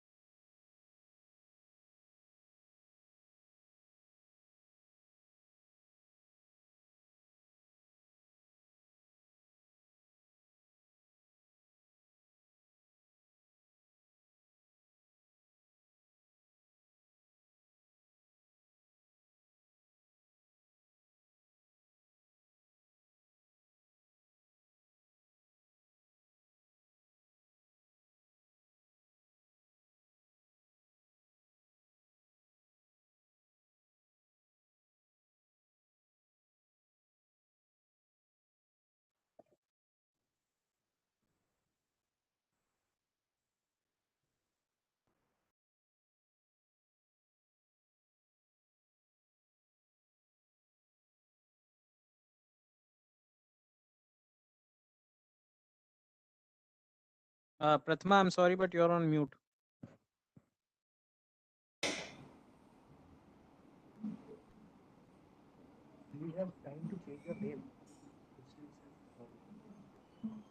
Good morning, ladies and gentlemen. My name is Prathama Dolas, and I'll be your host for this session. It gives me immense pleasure to extend a warm welcome to one and all on behalf of GRIHA Council. I welcome you all to the first technical session of the 12th GRIHA Summit on sustainable buildings for Atmanirbhar Bharat. Before we begin, I would like to take you through some instructions for the smooth flow of this session. Audio and video feature is disabled for all the participants. There'll be a Q&A session right after the end of the session. You can ask your query by using the raise hand feature or type your question in the chat box. Click on the lower hand button to withdraw the request. The event is being live streamed on YouTube. If you are having problem in connecting with us over a call, you can view the event on the YouTube. Our country aims to become self-reliant. The Prime Minister, Shri Narendra Modi, envisions economy, infrastructure, systems, vibrant demography, and demand as the 5 absolute pillars to a Atmanirbhar nation. Mahatma Gandhi spun cloth to make India self-reliant, and now it's time for us to make the construction industry self-reliant. This will not only help in making the buildings climate resilient, but also help in shaping the sustainable future. Sustainability in construction industry is essential because the industry is second largest employer in the nation. Pandemic has shown us how fragile our systems are and made us realize that a significant amount of focus has to be laid on social, environmental, and economic aspects of sustainability. The eminent panelists of this session will deliberate on the need of self-reliance in the construction industry. They will also put forth their thoughts on how sustainable buildings will pave a way forward to the government's vision of Atmanirbhar Bharat. With this, I would now like to introduce you all to our esteemed panelists for this session. Shri Saurabh Kumar, Executive Vice Chairperson, Energy Efficiency Services Limited Group. Architect Parul Zaveri, Principal Architect Abhikram, Mr. Frederick Royan, Vice President, Sustainability and Circular Economy, Frost & Sullivan, Mr. Ben Huskisson, Managing Director, Gleeds Consulting India Private Limited. I take this opportunity to introduce the thematic speaker and the moderator of this session, Shri Saurabh Kumar, Executive Vice Chairperson, Energy Efficiency Services Limited.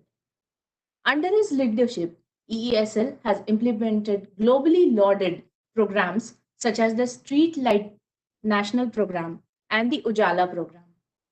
Mr. Kumar has worked at various capacities in Income Tax Department, Ministry of Power, and Bureau of Energy Efficiency. Out of the several glorified projects implemented by Shri Kumar, one of the key projects implemented under his leadership is the world's largest clean development mechanism based on efficient lighting project. We are honored to have you with us, sir. Over to you, sir.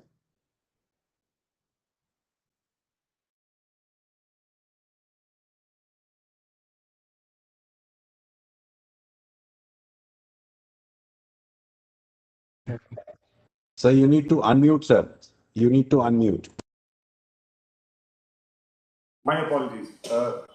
CEO of GRIHA Council, Mr. Sanjay Seth, distinguished panelists and speakers, attendees, and all others who are watching this.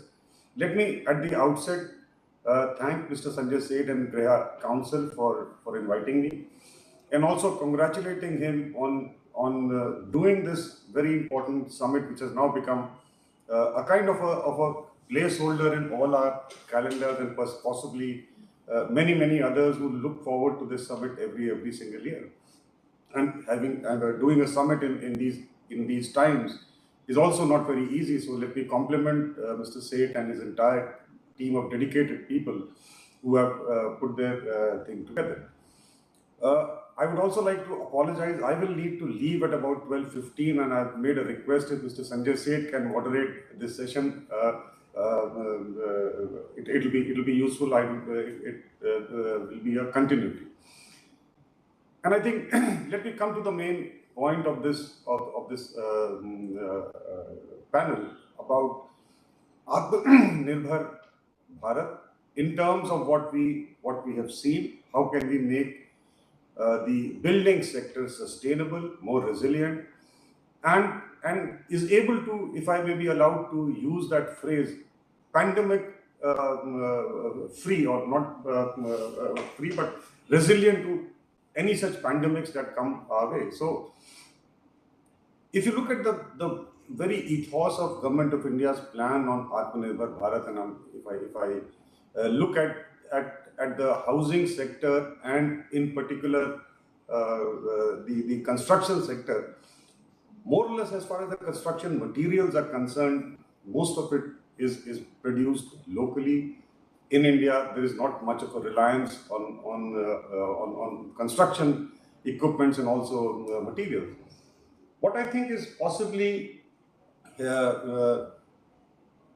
we need to focus on is energy, because energy use in buildings is a very critical thing in whichever form we see. And given that the number of buildings that will exist in 2030, about 60 to 70% of that buildings is yet to be built. That's a very it's an important opportunity for policymakers to drive change. B, it is also you can nudge these buildings to be more energy efficient, more sustainable, more resilient, and depend more and more on things that are produced and sustained locally. So my 2-3 points that I would like to leave thought to the distinguished panelists who will be coming up is, energy world is changing, and changing very rapidly. Some call it transitions. I say it is not a transition. It indeed is going to be a transformation. And how does the housing sector set in? I think it's at the center of this whole transformation. And why am I saying this? A, look at 4-5 things which are very different are looked at, whether it is the government or even the corporate sector, in very different silos.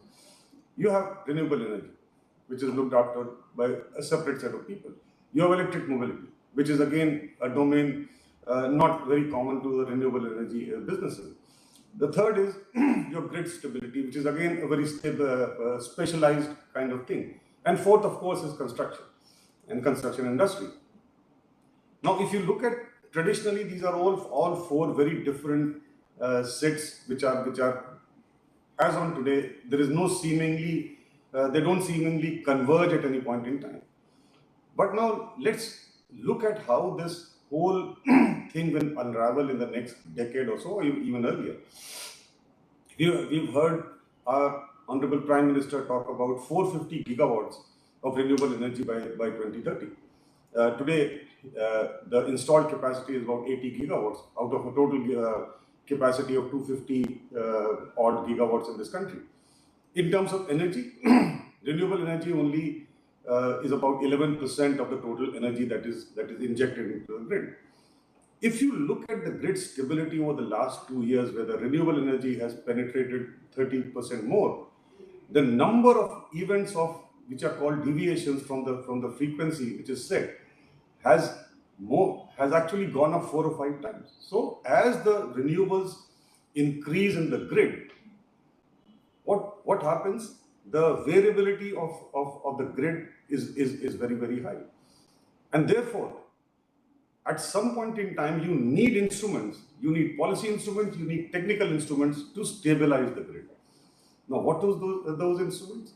Again, I'll take you back to 5th of April 2020, when the Honorable Prime Minister gave a call to all of us that you switch off lights at 9 p.m. in the night and switch it on at 9:09. It was an event which most Indians participated in. What happened to the electricity sector? There was a sudden drop in demand of 15 gigawatts at 9 p.m. And the demand came up immediately about 12 gigawatts at 9:09. Now, in ordinary circumstances, if you do nothing, the grid will collapse. So what was done? Hydro stations were used to stabilize the grid. Because hydro stations have this capacity to switch on and switch off almost instantaneously. Now, imagine you have a 250 gigawatt of renewable energy capacity maybe 4 years from now. And if there is a error of 5% in scheduling, you get a same 15 gigawatt or 12 to 13 gigawatts of sudden disruption in supply or demand, which will may lead to a catastrophe in terms of grid collapse. So what is the answer? You can't keep doing the stabilization through a hydroelectric station because they are no longer available. And what I'm alluding to is you will need batteries to integrate into the grid systems. And therefore, the convergence between renewable energy and EV starts to take shape. Why EVs? EVs have batteries. B, you have charging stations which can be battery operated. Sorry, which are based on batteries and can be used for not just charging but also stabilization of the grid. The third one, which all comes in, is digitization, which we are seeing. Now, today's habitats across the homes and the offices across the country, there is no digitization. If we have digitization, you can get renewable energy into the system at times when renewable energy is available. For instance, today, if you look at the market, renewable energy peaks at around afternoon, and that is the time when most utilities do not have peak demand, and you have the problems of offtake, and we've all seen this, how this impacts investments, impacts reneging of contracts. Therefore, if you have a digitized habitat along with a battery storage system, decentralized, you could do time of day tariffs, which will encourage people to use electricity at times when it is available and not at times when it is peak. B, you could store energy during the day when renewable energy is in excess. And you can, if the costs are low and reasonable, that same energy can be sold to the grid during evening hours. And therefore, the confluence of digitization with transportation and renewable energy is moving towards an era of convergence. My final point, as we build large and large habitats, we have seen the extension of grid, particularly in cities, whether it is tier 1, tier 2 cities. For distribution companies, getting land, adding cable to their network, distribution transformers is a very costly affair. Can we not create a system where large habitats have their own decentralized solar plus storage units. And mind you, they are now making commercial sense, because look at any large built habitat in and around Delhi. Let's say Gurgaon, everyone has a backup based on diesel. Now, diesel costs you about 25-30 rupees per unit, apart from all the air pollution issues that it comes out to be. And we have worked out on these models. Today, decentralized renewable energy is about 3 rupees per unit, levelized over 25 years. You add batteries to the mix, which you need for stable and reliable power. And if you can create 2-3 revenue streams in the batteries, one I mentioned is about storage, where I can store a 2 rupee, 3 rupee power during the day and give it out at 5 rupees in the evening. Number two, I can use those batteries for charging vehicles. And third, I can use it for grid stabilization. So therefore, today, if we have habitats which are built, there is a policy regime which incentivizes storage solutions of different kinds. What we drive towards is use of more and more renewable energy in powering these habitats. Therefore, less reliant on coal and oil and gas, because again, if you electrify transportation, your import bills of oil and gas are going to go down. So I feel the new habitats that are coming must be part of a digitized grid, must be part of a decentralized energy solutions, must have storage solutions, not just for storing electricity, but also charging electric cars, and a push towards electric mobility in all of this is only going to cement the Atmanirbhar Bharat that we are very, very clear that is the way to go to make sure that we don't end up into problems that other countries have during the course of development. So let me stop here and let me thank Mr. Sanjay Seth once again and hand it back to Mr. Seth. Thank you, sir.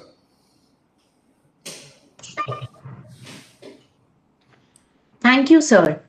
Thanks for sharing your thoughts.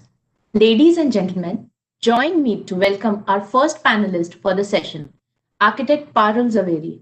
She's a principal architect at Abhikram. Abhikram is a planning, architecture, conservation, and interiors consultancy firm and was established in 1979 to India.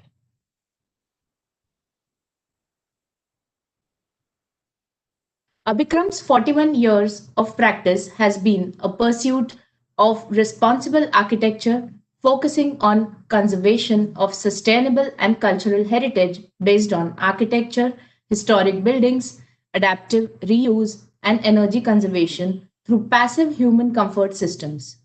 She believes in re-establishing the use of traditional material, technologies, processes, crafts, and craftsperson in contemporary context.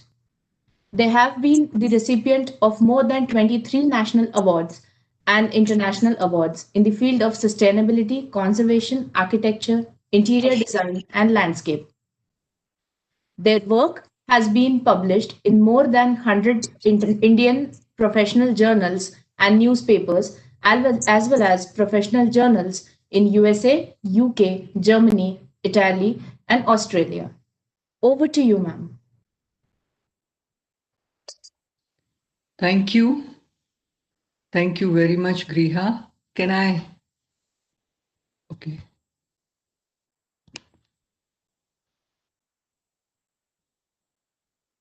Can you see me? Can you see me? Hello? Yes, ma'am. Yes, ma'am. You're visible. Okay, okay. Thank you, GRIHA Council. Thank you, Mr. Seth, Sanjay Seth, the CEO of GRIHA. And I thank all the panelists for being part of this summit. The fact that, let me share my PowerPoint first. The fact that we are here talking about rejuvenating resilient habitats, sustainable buildings for Atmanirbhar Bharat itself says how unsustainable we have been so far. And that is what I want to focus on how to go about becoming sustainable, or what has been our attempts in last 41 years to be sustainable. From the day we started our practice, we were sure that we are not going to blindly follow the path of modern architecture. And excuse me, how can I start the PPT? Okay, yeah. And the reason was we saw how unsustainable the Western world was when we were studying there, and especially America. And all the cities wherever you moved around seemed the same, and which was exactly opposite of Europe or India, where our cities at that point in time not only were sustainable, our towns were sustainable, and they were different. They had their own characters. Jaipur was different from Udaipur, Udaipur was different from Ahmedabad, etc. And then we also saw how unsustainable these concrete buildings were. All the modern structures, they started decaying in 35 years of time. And this is part of Bombay, Ahmedabad, and other places that you see. They need a lot of renovation. Even in 10 years' time, you will see the concrete beams, concrete lintels cracking up. So how is it that we have become so unsustainable? Can I switch off my speaker's view, Prathma? Okay. Yes, ma'am, you can. How can I? Yeah, just that white screen, because then I'm missing out on some part of the presentation. Okay, looking at what we see today, and this is a very common sight that you see outside any city or in the city, where the construction industry accounts for about 45 to 50% of global energy usage, 50% of worldwide water usage, 60% of total usage of raw materials used, and 50% of the landfill waste. This is also because our buildings are not really, in the modern constructed buildings are not really recyclable.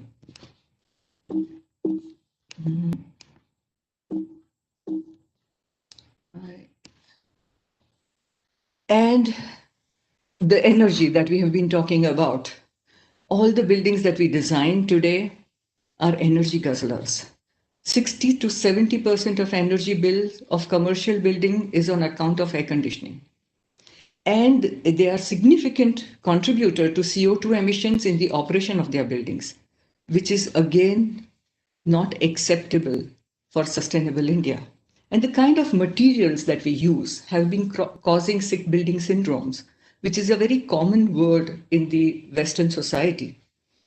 And it emits all kinds of VOCs, formaldehyde emissions, etc., from solid materials such as flooring, fabric, furniture, furnishings, paints, etc., which also damage liver, kidney.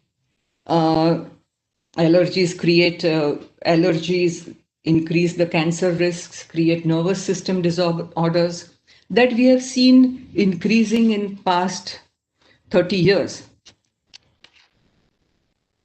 So, as Chief Seattle said almost 100 years ago, only when the last tree has died and the last river has been poisoned and the last fish has been caught will we realize that we cannot eat money. He realized the path that the modern development was taking then in US, and this is what he wrote to the president. So how, why, and when did India and the world reach this stage of being unsustainable? Traditionally, as our honorable Vice President said, that we were all sustainable in all our pursuits. We were all rooted in the context with well-established systems because it was all based on cultural heritage. For example, our health, architecture, planning, agriculture, industry, crafts, they were all sustainable. Whatever they did was sustainable. It is a colonial rule of 250 years, which has systematically destroyed a great industrial manufacturing nation, having great architecture equal in beauty to any in the world. It had great merchants, businesses, equally great commerce and trade by land and sea, which was extended to every known civilized society. These are the excerpts from J.T. Sunderland's write-up. So what happened?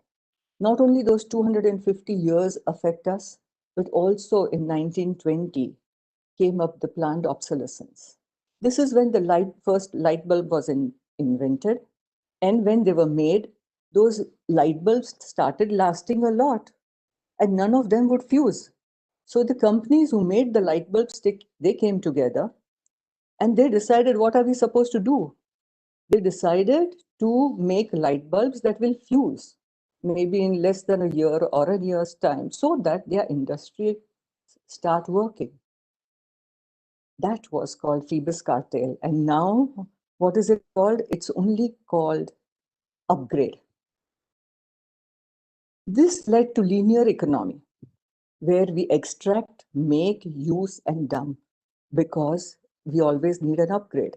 Why do we need an upgrade? To let the industries' wheels, they have to roll.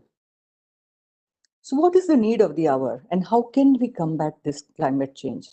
Our deteriorating health scenario, which has become so prominent, and nature has told us in this pandemic that we will survive, we will be able to rejuvenate, but not you. Once you're gone, you're gone. Your species are gone, like many species that have become extinct on this earth. Human species can also become extinct, but we will rejuvenate. So one of the things is we need reverse migration strategies. That was also made obvious when the migrants had to go back in such a bad way, back to their towns, back to their villages, back to their rural areas, and a whole lot of them don't have work even now. So the emerging trend is of circular economy, learning from nature's way of circular economy, where it is producing that there are consumers, there are decomposers, then they become soil nutrients, and then again they produce. And that is what we need to bring back in our lives, in all our lives, in all our cultures, because that is what we had historically. So going back to our roots, the sustainable traditional systems, Ayurvedic and Unani medical systems are followed. We have seen even in this pandemic that how Ayurvedic and homeopathy have helped us to increase our immunity systems, techniques of yoga and pranayama, which are now becoming more common, instead of the gyms. Gyms are dependent on machines, and again machines, so that the factories keep running. Whereas yoga and pranayama, they will keep you equally fit and walking, and you don't need machines for them. You only need fresh air. All our social, religious traditions, festivals, arts, crafts, everything has been based on sustainability. For past 100 years, cultural heritage across the globe has suffered because of incongruent modernization and universalization of lifestyles. Like I said before, and like our Honorable Vice President said, traditional lifestyles and building practices are way more sustainable and healthy, and they are based on the local climate and natural resources. India has 6,400 communities, 1,618 languages even today, 16,000 dialects today as well. These are the ones that are alive. 31 food types, 27 major festivals, 7 religions, 29 states, and it's one country. All our local traditions, food palette, festivals, etc., have developed over centuries based on 16 climatic zones, 155 soil types, 21 agroecological regions, which have given us 31 food types and all the kinds of differences that you see, because we adapted from whatever was nature. Man-made heritage was always based on the natural heritage that you had around them. We have ignored that. And that is why we are facing the problems that we are facing today. Treasures of traditional knowledge are still there. All our traditional skills, craft persons, use of local traditional materials and technologies, that know-how exists even today. Hence, rethinking sustainable India is not an option anymore. We have this, all our sustainable designs. We don't have to look for modern technologies and invent new ones. If we just go back, accept that it's not necessary that you will be called developed only if you use the modern technologies which are imported or invented. If we go back and look at the sustainable designs, you will see that they have already gone through thousands of years of research, and they are a result of that research. It's not that it was a whim of a person or it was a whim of an architect to create buildings to project their egos. It is time that our profession, architects and engineers, have to accept that traditional knowledge, wisdom, skill sets, and materials are more sustainable today. And we have to get back into it and learn from it. So let me show you just the impact of one architectural practice. That is me and my husband, Mr. Nimish Patel. Unfortunately, he's no more. With our two decolonized minds, what we have been able to do. We benefited directly and indirectly more than 40 lakh users through various policies and projects impacted. More than 40,000 artisans, arts and craft persons were revived, were affected. Let me show you our foray in historic settlements, Amer and Jaipur. Let me start with that. Though we started in Udaipur, a lot of learnings have happened in Udaipur as well as Jaipur and Amer. This was a 500-year-old building which was recycled. That is the way that we found the building, and this is what it looked like when a day before Prince Charles visited it. This 70% of all this material was recycled and reused, including lime. Cement cannot be reused, but lime, you can reuse it as sand. All these slabs that had fallen down, the stone slabs, nothing can happen to it. You just put them back and use them. And this is what the inner court looks like. And here, the thing was that we told the craftsmen that we don't know anything about traditional architecture. We are products of modern architecture. And so we want you people to teach us. So they virtually became our teachers, and we took the people of Amer town with us, and we said, you advise, you tell us, what do you want? This is going to be more of a public building. So you tell us what is good, what is bad, what are the kind of things that you would want to have. And this is what they created.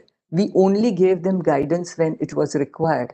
This is all their knowledge, this is all their skill. And this led us to realize that, like what I said, that we realized long ago that all our man-made heritage, whether it's our festivals, whatever it is totally a product of natural heritage. And that's why the food in each place is different, etc.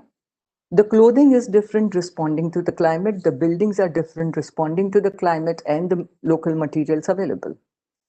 So is the food type. And that's why we and our partners, that's Mr. John Singh and Faith Singh of Anoki, we decided to start Jaipur Virasat Festival. And that's where we used all these spaces, whether they were temples, there were amphitheaters that were created, and the tradition, and we brought all the food, the folk artists, the arts, crafts together and made not only the tourists, the people of the city also realize how interwoven they are. And that also resulted that Jaipur Virasat festivals and visit of Prince Charles resulted in Rajasthan urban infrastructure development for the first time in the history of our country, allocating 50 crores in conservation and renovation of fort walls and waterways and water structures of Jaipur and Amer. And this was a Bavdi which was totally dry, which we did rejuvenate and restored. Also, it was rejuvenated also because we had restored the waterways up above. The water collection system, which was already broken, designed 500 years ago by the then rulers. Those rulers had that foresight. Then these are some of the examples of how a dilapidated Haveli in Ahmedabad was renovated and put to reuse in the city for a foundation called Chetna Foundation, which worked for the women. Through this, all that we want to say is that you don't have to build new buildings. You don't have to bring down these buildings. This is done, the Haveli was done at 300 rupees a square feet, the Amer Haveli that I showed you first. Whereas all the new building constructions were going on at 600 rupees a square feet, and that was 300 rupees a square feet. Similarly, this was done at much lower cost and revived the tradition of renovating the Havelis and old houses of Ahmedabad. And let me tell you that these old houses were not affected by earthquake nor with heavy rains. This is again a 135-year-old building on the coast of Valsad, Tithal, which we renovated and extended. This is where we renovated. It was all painted over, etc. We just removed that, did plastered some surfaces which had required some plastering. Otherwise, look at the richness of that Valsadi teak that you see there. And wherever we extended, this was a part of a farm. So we insisted that we have to retain the trees, and this is how the trees were retained. And even after 10 years, they still flourish and grow. And learning from all these traditional ways of construction from our craftspeople, because none of the colleges today teach you, except now they've started conservation institutes, but they're still not part of the mainstream. And, okay, sorry. So based on those learnings, we started using the traditional skills and materials and technologies and our craftspeople in the newer construction. This is again in Jaipur for the same clients, John and Faith Singh, who had a very Western lifestyle and they lived in air-conditioned spaces. And here it is just the coolers. And we learned again how to lay the slabs, how to insulate the slabs by using traditional methods, ulta kullad and the lime. It is so cool. All they need in summer is a cooler to cool the whole house. And here is something in the ravines of Sabarmati, where we did a house again in lime. All the modern construction needs, modern day needs can be met using traditional technologies and materials. And we insist on using natural materials. We minimize glass. Again, these are our traditional ways of ventilation, the extractors that remove the hot air from the house and bring in the cold air from the greenery all around.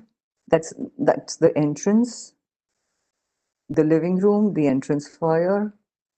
And again, this is a very special hospitality place, the Tree of Life, beyond Amer. This is just 50 yards away from the nearest village. And again, same thing, we had taken a vow for a few years not to use cement and maximize the use of lime. We would only accept projects that will use local materials and local traditions and artisans and technologies. So this is what it was, and what the client wanted was a dome like this. So, and this is a suite. It is just 14 villa property. It's been again 10 years and it's been doing very well. The swimming pool area, the lounge, lobby lounge, the entrance and the bed. And this is the dome that you see from outside. And this dome was to be designed and constructed. The dome was designed, but we did not have any structural engineer or any structural inputs. We told the craftsmen that, how do you build a wall? Can you not build a dome like that? So they went for a couple of days and they said, yes, we used to build. They came back and told us, yes, we used to build it. So we said, go ahead and do it. We are not going to get any structural engineer or modern ways of doing your dome. So they found nice cow dung cakes. They did this, and that was their form work. And on cow dung cakes, they put mitti and cow dung plaster, and that formed their form work, and this is how they started building. And when it was completed, the client told us that, okay, now we have to put plaster on it. Have you calculated the weight? So we said, no, we'll now calculate the weight. We calculated the weight and we said, we'll have to do the structural loading. Load test has to be done. So we said, okay, fill the bags with that much of load, put them on this dome and let's check it out. So this is the picture that we got from him saying how strong can strong be. And 10 years down the line, we went and met the craftsmen in the same place and asked them, these were 100 karigars from 5 to 6 villages around that. How do they feel and what were the livelihoods that we created for them? How did they work? They said they were very happy because they stayed in their house. It was not like other sites that they had to travel and migrate. They stayed in their house, slept in their house. Morning, they went to their farm. They came to work here, went home to have lunch, came back here to work in the afternoon, went home and looked at whatever hisab they had to see, all accounts that they had to look at their house, had their dinner at home and slept with their family. So this is what you can do. And a lot of other development came around this, following this hotel. And 20 of them have already been employed here by the owners. And one of them is a chef. He has learned to become a chef and he's still a karigar. He's still a farmer. So instead of, this is where I'm talking about reverse migration is required, not urbanization. And maximum, the distance was 150 kilometers from where the last thing came, which was the sanitary ware and hardware. The rest of the things were all made locally by local people. So it also generated income for other craftspeople. This is again another attempt in Udaipur, similar attempt, local craftspeople, local material. Look at when you are using a local traditional craft person, you don't have to tell him that I need a perfect corner. They just do it. They know how to do it. This is again the interior. Look, the slab is again stone slab. Everything is made locally. Again, a mud house that we did near Ahmedabad, 1992. It survived 20 inches of rain in 12 hours. And the earthquake, nothing has happened to it. It flourishes even now. And this is how strong the mud can be. Why do we need concrete? Use local materials. And of course, this is our Torrent Research Center, which has, which uses 1/9 of India's high-end consumption, energy consumption, 1/4 of energy benchmark recommended by 12th GRIHA. We have the exhausts. There are no mechanical ventilation. It is just physics. And this is the inlet. We only have sprayers, micronizers that spray water in 2 seasons. Actually, in winter, you don't need it. Basically, you need that only in summer. The cost of this building all the buildings was recovered in 13 years from the savings of electricity bills. In less than a year, we recovered the cost of excess, whatever we had to do, put in the micronizers, create these chimneys, etc., exhaust shafts. That was recovered in less than a year, and investment of research that they have put in research will be recovered in 39 years' time just from savings of electricity. And of course, we worked on the sun table to see how to minimize openings and get maximum light during nature. The electrical consultants had put in 3 times the light of what we finally put in, because that's what they were used to do. And even our chemistry lab does not smell because it has fresh air, continuous flow of fresh air. This is again a modern construction. People who lived in air-conditioned house all the time, they only switch on air conditioners for few hours in a day, and the house remains cool throughout the day, even in summer. Again, this is an attempt in near Jodhpur. It is at the luxury resort, using local crafts, local materials that came from 50 kilometers, maximum 100 kilometers. All the interiors, all the craftspeople were local. We hardly visited the site. The craftsmen were so good. We must have just gone on site visit for once in 3 months or 4 months. And again, we contemporized the art, all the soft furnishings except for upholstery, which came from Bombay, all the woodwork, everything was done locally. We only had to put in an effort to survey the craft clusters, and whatever they did, we designed the soft furnishings accordingly. So the amount of... Excuse me, ma'am. Sorry, yeah. We are hoping to wrap up the session by 1, and there are 2 more speakers. So I would request you to expedite. Okay. So all I will say is, let's take responsibility, responsibly, design responsibly, make responsibly, sell responsibly, use responsibly, reuse, recycle, reduce consumption, replenish the environment and earth. Thank you. Thank you very much. Thank you so much, ma'am, for sharing your thoughts and also for such a wonderful presentation. Now I would like to welcome the second panelist of the session, Mr. Frederick Royan, Vice President, Sustainability and Circular Economy, Frost & Sullivan. Mr. Royan is a global leader and Vice President of the Sustainability and Circular Economy practice at Frost & Sullivan. The research focus of SCE program is on the key sustainability development goals and the aim at unlocking growth opportunities of water, energy, and resource regeneration or recovery and resilience across cities and industry value chains that are interdependent on critical resources in an increasingly connected world. He has more than 20 years of research and consulting experience with specific expertise in market assessment, due diligence, demographic expansion, technology, and competitive strategies, and partner, merger, or acquisition identification. Over to you, sir. Thanks, Prathama. Am I able to share my screen?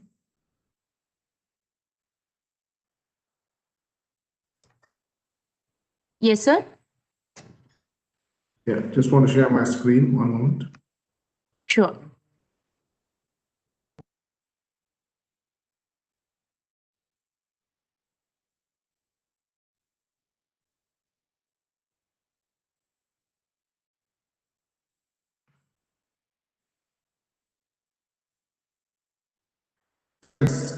Thanks, Prathama. It's great to follow up on Parul's presentation on nature-based solutions, because that's quite a topic which I'm quite passionate about.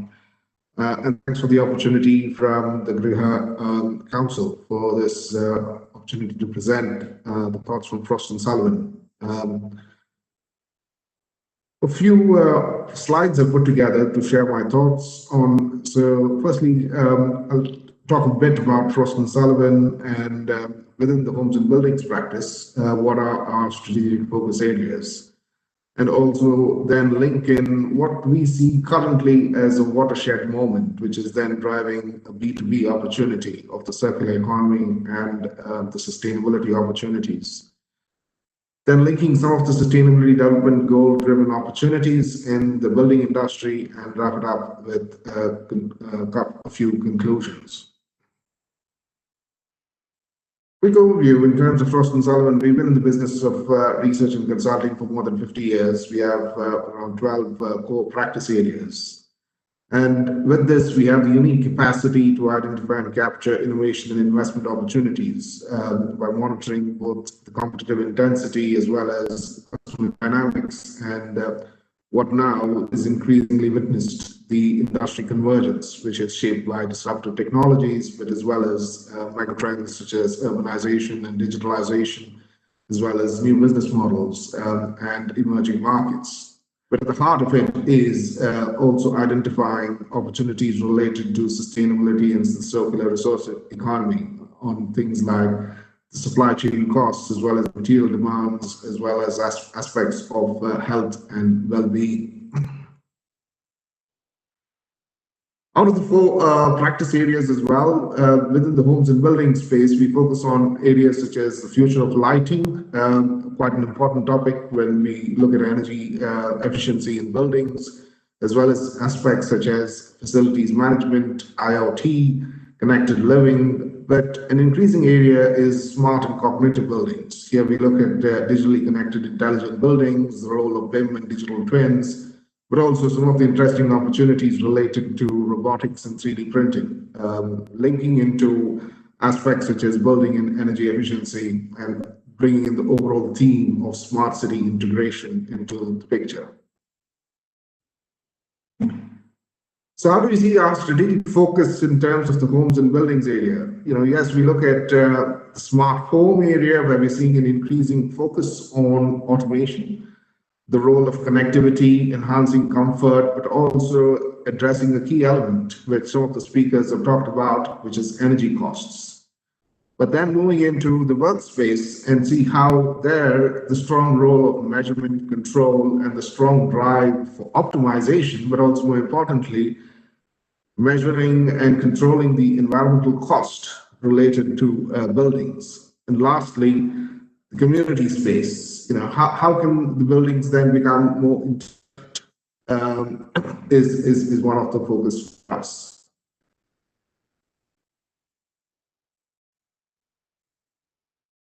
The earlier speaker also mentioned the role of e-mobility and its role on sustainability as well as the digital infrastructure, which I think is also quite crucial when you look at the smart city space. And it's something I'll link in when we highlight our key value proposition linked to sustainability.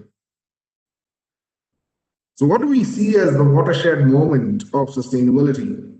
Earlier this year, we had the Global Risks Report, which was published by the World Economic Forum.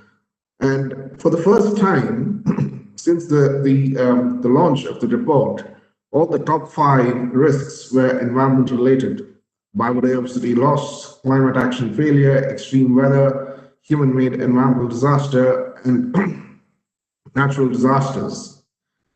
Interestingly, even last week, one of the positive news that we've seen come through is where India is listed in the top 10 of the Climate Performance Index.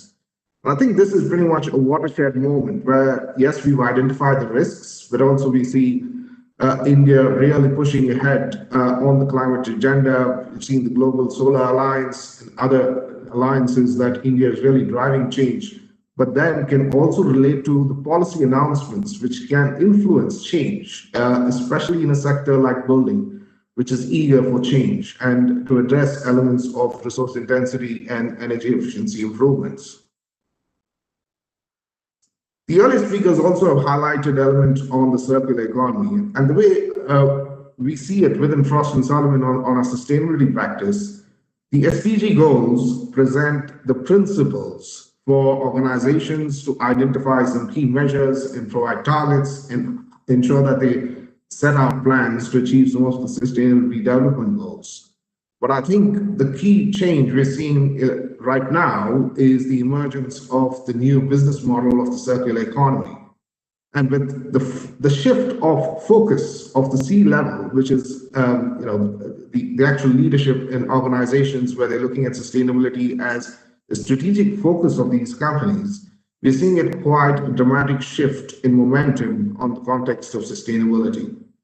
And that lies an opportunity for suppliers who are building the SDG goal-driven priorities on a B2B level as an opportunity, which is driving certain economical business models, as well as positioning themselves as strategic partners within the ecosystem. So we recently launched the sustainability practice, and what we picked up is, of course, 5 key environmental impact related SDG goals. SDG 13 on climate action, driving the change, but also looking at SDG 12 on responsible consumption and production, SDG 11 on sustainable cities and communities, 7 for clean, affordable and clean energy, as well as 6 on clean water and sanitation. Within Frost & Sullivan, I think we have this unique framework where we have teams focusing on key areas or key industries. I've highlighted the ones which are very much more interlinked with the homes and building space. We have the industrial automation space.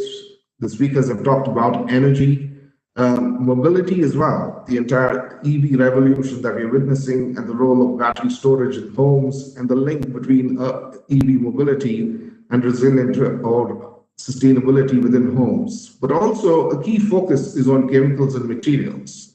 That is seeing an increased focus in our team on chemicals materials is looking at seeing how some of the nature-based solutions or even bio-based materials are looking at alternatives to substitute some of the energy-intensive materials in the construction industry. But the area of ICT, the entire push on digitalization is certainly quite an important element.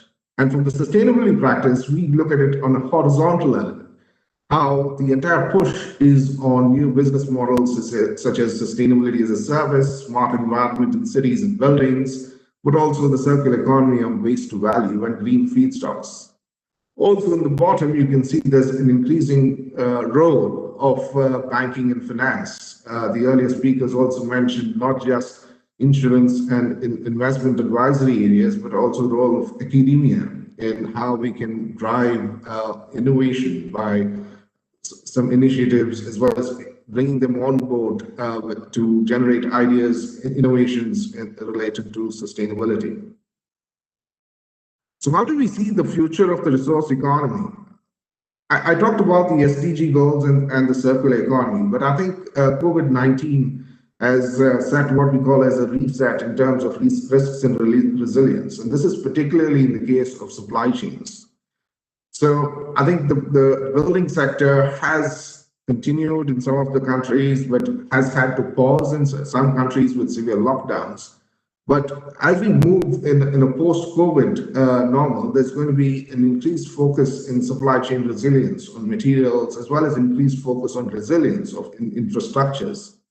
But the bottom line is to see how we can deploy digital transformation to provide infrastructure for more flexible, intelligent, connected, and responsive systems by bringing in elements of digital twin, BIM, incorporating BIM as well as AI, but also looking at solutions such as track and trace, which is quite an emerging, but an exciting area, looking at track and trace and see how we can monitor materials and drive the circular economy. The entire objective is to see how the various stakeholders can benefit from the digital productivity bonus of around 5 to 10% of overall revenue by 2025. What do we see as the sustainability-driven opportunities in buildings? In Europe, of course, the Green Deal has set a vision of climate-neutral Europe by 2050. And the climate action is driving innovation on net zero, as it calls, in buildings, facilities, and this is focused on net zero on water, energy, as well as material resources.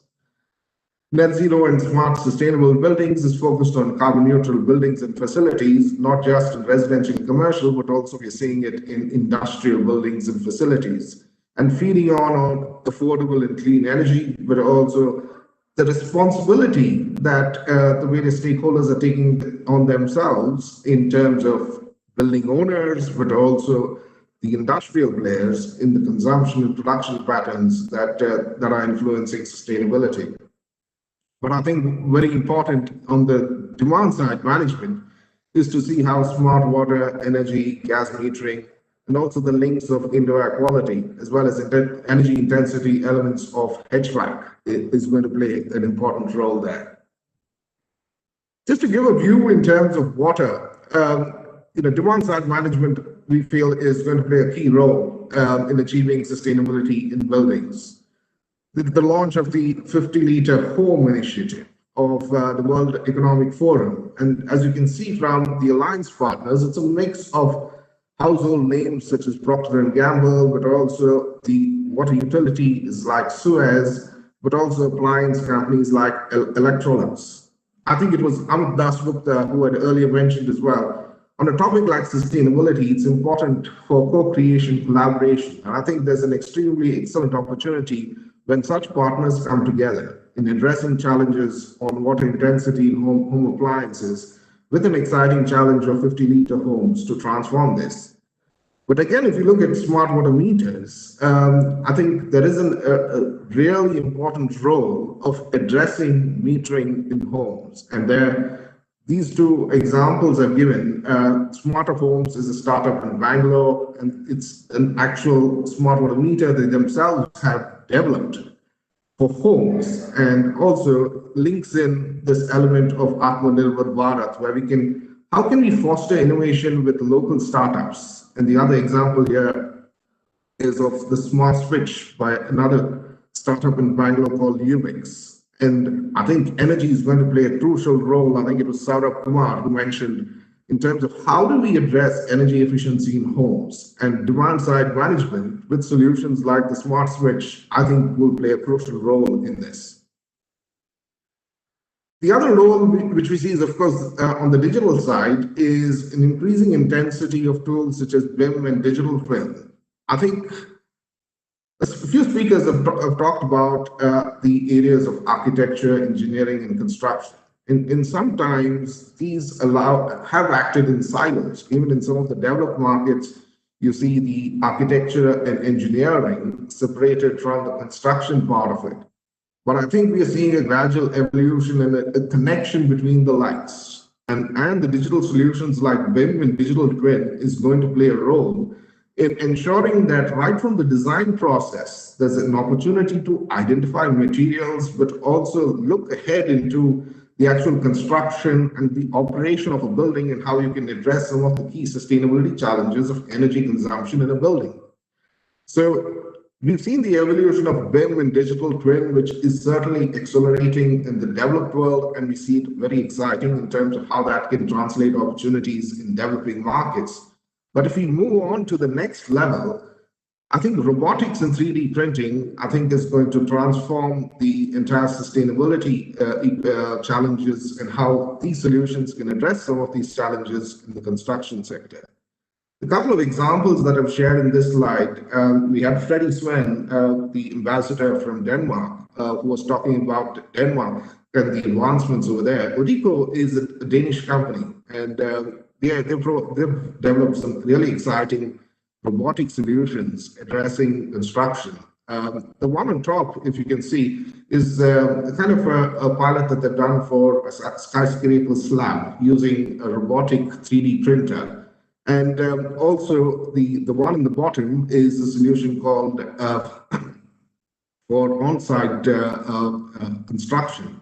It's called Factory on a Fly. And I think these solutions will certainly play a role in terms of advancing the productivity in construction, but also addressing the key element of reducing wastage, as well as reducing carbon emissions of key materials such as concrete. But the other element is there's an opportunity for 3D printers, as well as to see how we can convert so much of the waste into low-cost housing, for that matter. The other startup in Denmark, Robot at Work, has an exciting solution where they're converting plastic marine plastic litter, which can be used in the 3D printing of homes, which again is quite an exciting innovation. Another area which we think is very exciting is look at wellness inside buildings, and how this is powering the indoor air quality systems market. Of course, the indoor air quality is a significant challenge across cities in India. As you can see in the right, amongst the top 20, majority of the cities are from India with high levels of air quality issues. And on the left, you can see some of the technologies that we've been analyzing recently in a recently published research looking at indoor air quality systems. And I think we see an increasing role of sustainable solutions, even such as ultraviolet radiation solutions, which can address indoor air quality. And that we're seeing a lot of interest from, say, for example, HVAC players who are seeing a need for taking the entire HVAC to a next level into platform solutions, such as clean air quality as a service, and integrating smart sensors and automation and AI solutions in bringing about enhanced levels of performance, but also increasing the interactivity between their customers.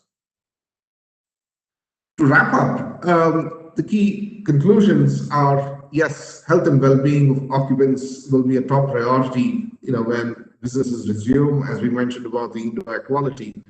But I think also linking to Parul's point, there is going to be an increased focus also on nature-based materials and solutions, as well as biodiversity in surrounding habitats, as well as digitalization to facilitate remote building management. The examples which we just mentioned about smart water metering, but also smart switches, and the digitization in buildings and how that can address the entire demand side management and improve efficiency in buildings.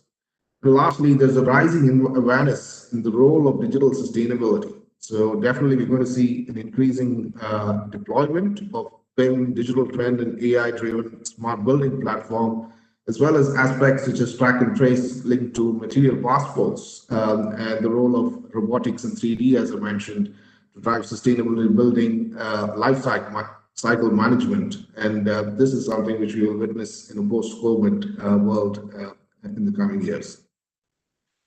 So that's it from my side.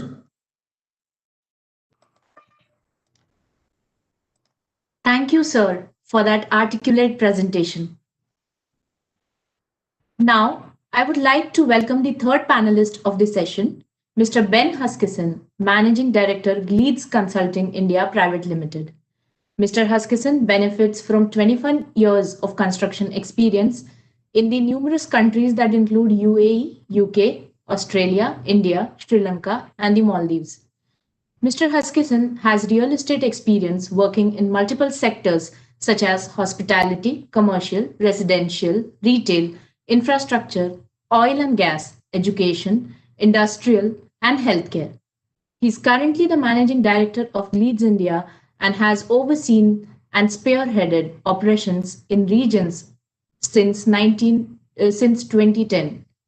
During this period of operations of GLEADS, he has successfully expanded from one office in Bangalore with 20 people to 6 offices across India with over 300 people today.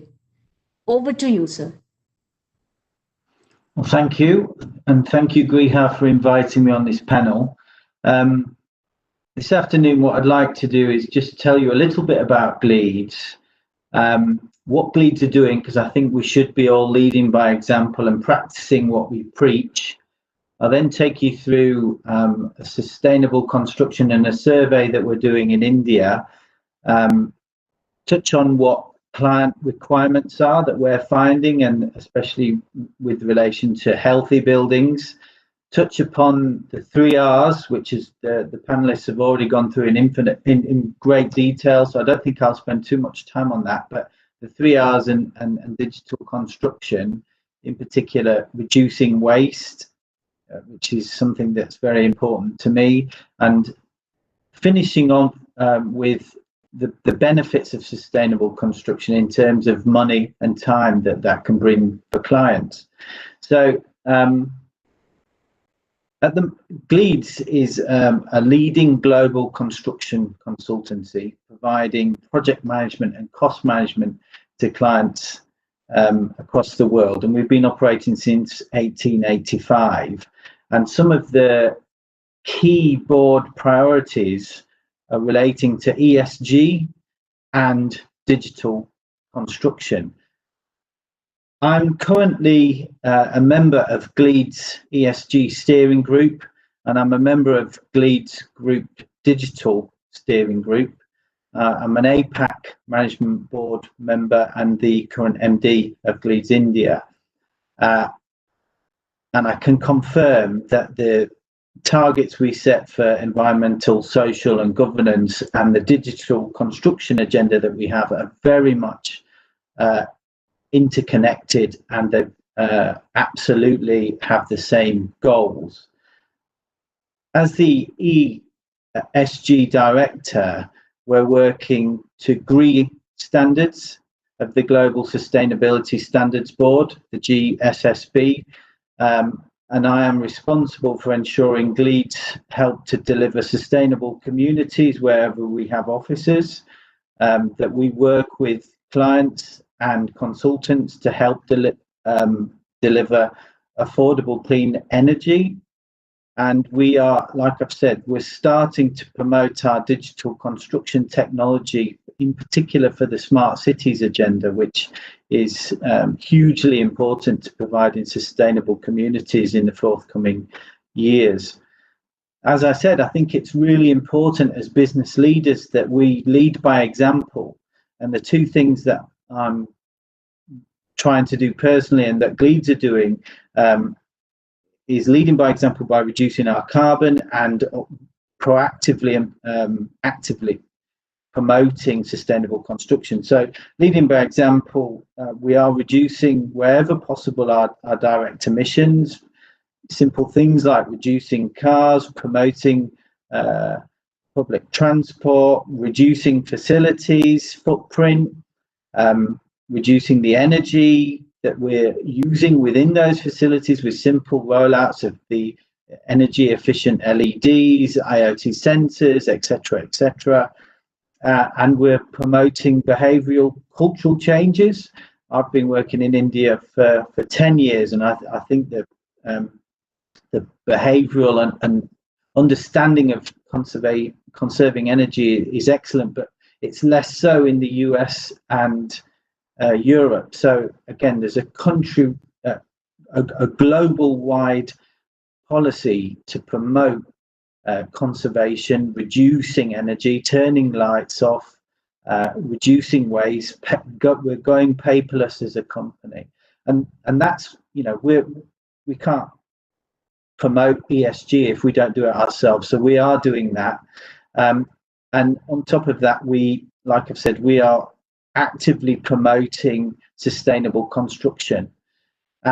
We believe sustainable construction has benefits for clients in terms of cost efficiency and time efficiency, as well as the social and environmental benefits.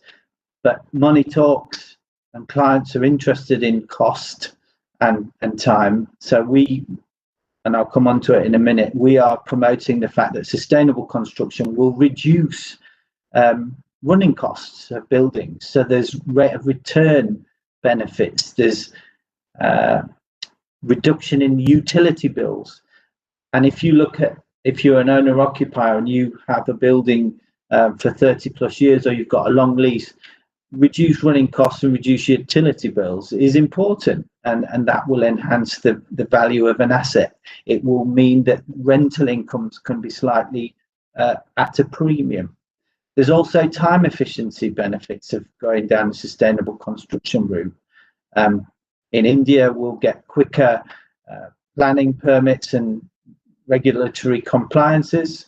Sustainable construction absolutely attracts investors at the moment, and there's green funding which is readily available, and we can connect our clients with that. Again, a very important aspect of sustainable construction, not to mention the social and environmental benefits which have been elaborated by the panelists brilliantly. But again, from my perspective, socially, we promote the fact that sustainable construction increases natural materials, it reduces toxicity, we can improve sound insulation, the well-being of buildings through natural daylight. Viewing the sky from the building is also important, and providing more private space. And the environmental aspects, you know, using more renewables, making sure the building is energy efficient and reducing greenhouse gases, in particular carbon and nitrogen oxide, reducing waste, and trying where possible to use brownfield sites. So that's a little bit about GLEEDS and what GLEEDS are doing. But one of the things that we're trying to do in India is promote sustainable construction. And I find the Environmental Protection Agency, the EPA's definition of sustainable construction to be extremely good. And they say that the practice, sustainable construction is the practice of creating structures and using processes that are environmentally responsible and resource efficient throughout a building's life cycle. And that's something that we try promote with our cost plans, with our programs, with things that we do.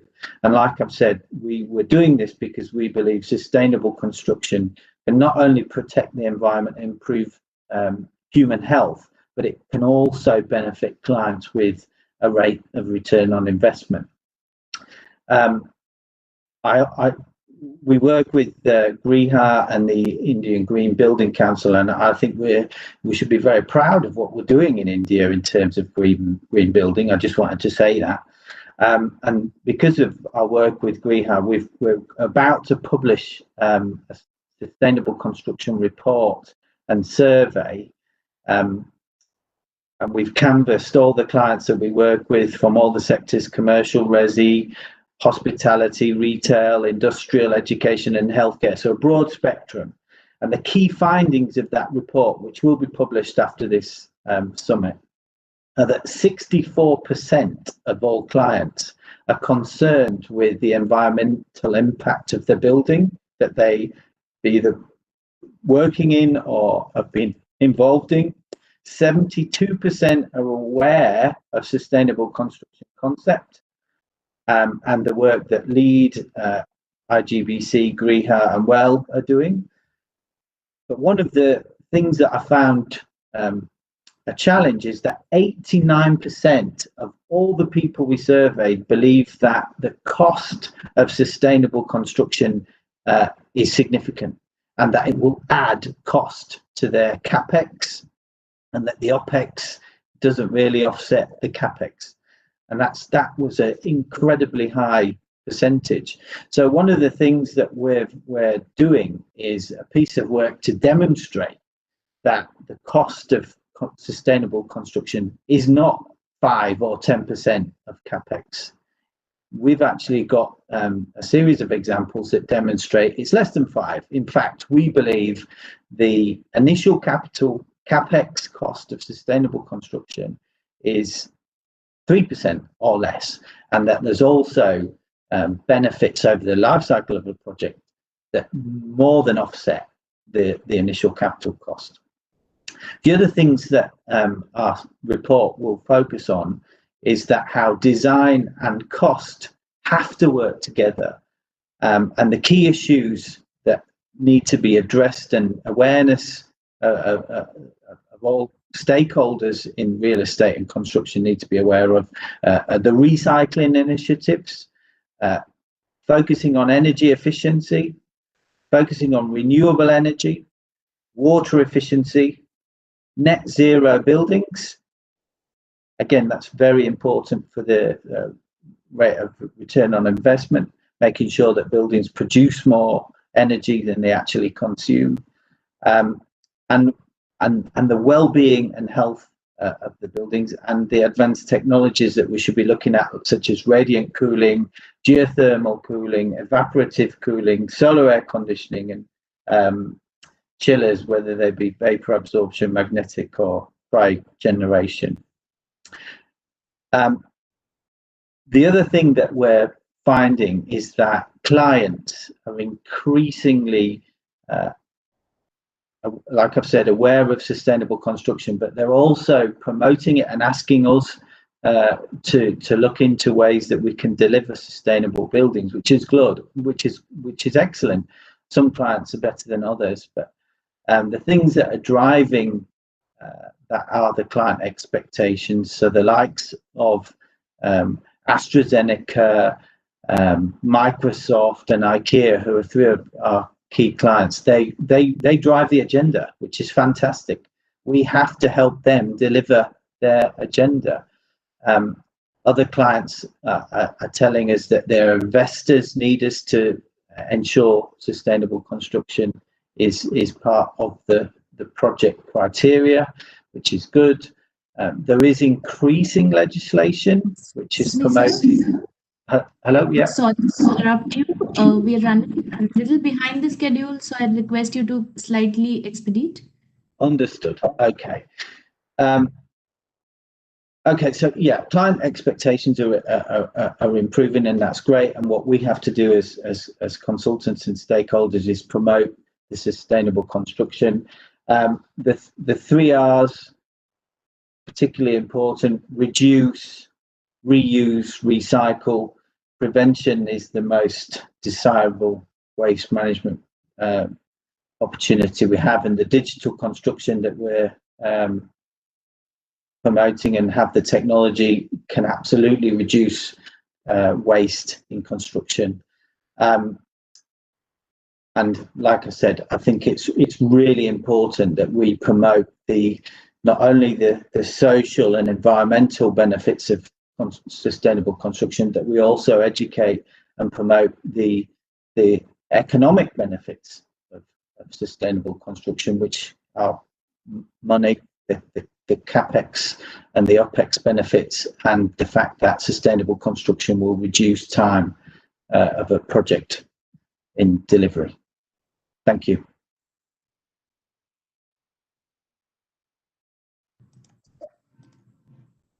Thank you, sir, for your insightful words. I wish to thank all the distinguished panelists for such an enriching session. Now we will open the house for a short Q&A session with the participants.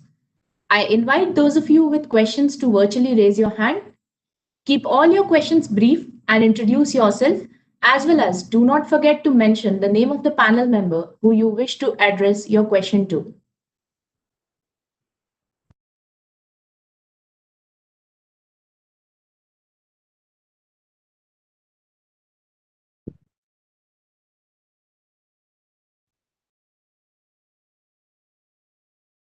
Hello. Am I audible? Yes, yes. Good afternoon, respected panelists. I am Abhishek Raut, a student of MBA Urban Management and Governance from School of Human Settlements, Xavier University, Bhubaneswar. So my question is to Mr. Royan, sir. Sir, as you know that the rapid urbanization and industrialization have huge impact on the global water utility services in all those fields. And we also know that these water utilities also have impact on the climate change and all those things.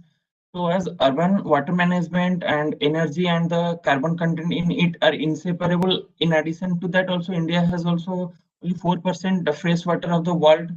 So what shall be the way forward, especially in the slum sectors and the industrial sectors, who has to have a data-driven governance in that sector, sir?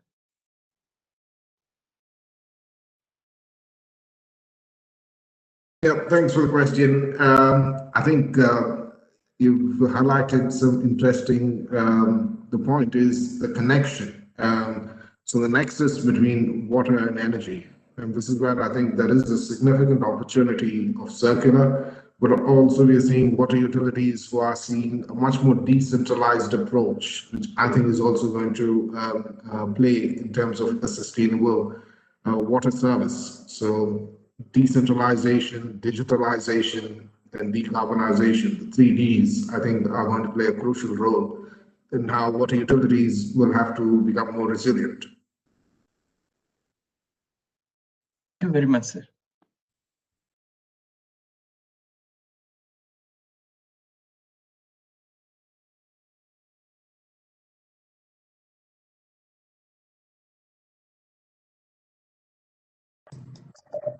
Any other question from the participants?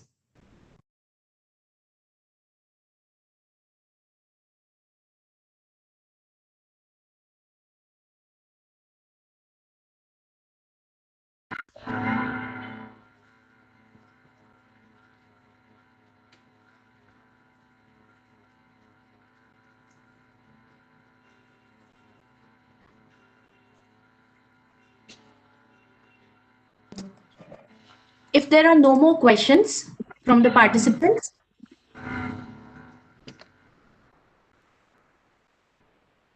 okay, so on behalf of GRIHA Council, I thank the eminent panelists for such a thought-provoking session and for sharing their insights. Thank you, Shri Saurabh Kumar. Thank you, Architect Parul Zaveri. Yeah, ma'am, you can say. Sure.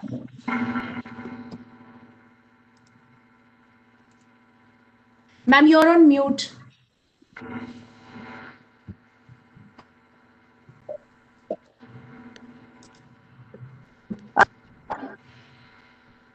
Myself, but okay. How can GRIHA support all the renovations and refurbishings of old towns and houses and the villages and in villages? Because in villages we see a trend of moving on to new construction houses, new constructed flats, and abandoning their houses in which are old ones. If some kind of an incentive scheme can be done, but once they have already invested, they're not happy living in those flats because those flats are very, they consume a lot more energy. They are not comfortable to live in summer and monsoon months. So how can GRIHA do something about this and encourage them to renovate and use their old houses? Sanjay ji, I would like to ask you that. Thank you very much, ma'am, for being with us today. I think the point that you make is very, very appropriate. It is obviously for the size of our country a challenge to be moving everyone at one go. But there are initiatives on the existing building front which we have initiated at the GRIHA Council. To begin with, we are encouraging the larger buildings to kind of use this, because the opportunities in the larger buildings are much more and they will be impactful when they kind of move towards more resource efficient practices. So we are moving them. So to begin with. And obviously, parallelly, we need to start initiating the point that you make. And especially for the housing sector in the peri-urban areas, where we can probably ask the occupants that how they would benefit from the, if they move towards a more resource efficient kind of living. And surely we would like to take this up as one of the agendas. And I'm going to request my colleagues that we should start working together. We'll also get you to advise us as to how we should move, on this agenda. This is a very good pathway. And even listening to what the Honorable Vice President of India in his inaugural session this morning, I think the points that he made was about, economy and ecology, learning to coexist and move ahead on that. So we surely would want to kind of take this up as an initiative within the GRIHA Council. Thank you for your insightful remarks. Thank you. Thank you. And we have experienced this. This was done in Boston. So they were given some incentive to renovate their houses, old houses. And a lot of people went back to the old city. So this is something, these can become the case studies as well. Thank you. Thank you very much for inviting me to be a part of this panel. Thanks. And it was very insightful. It was.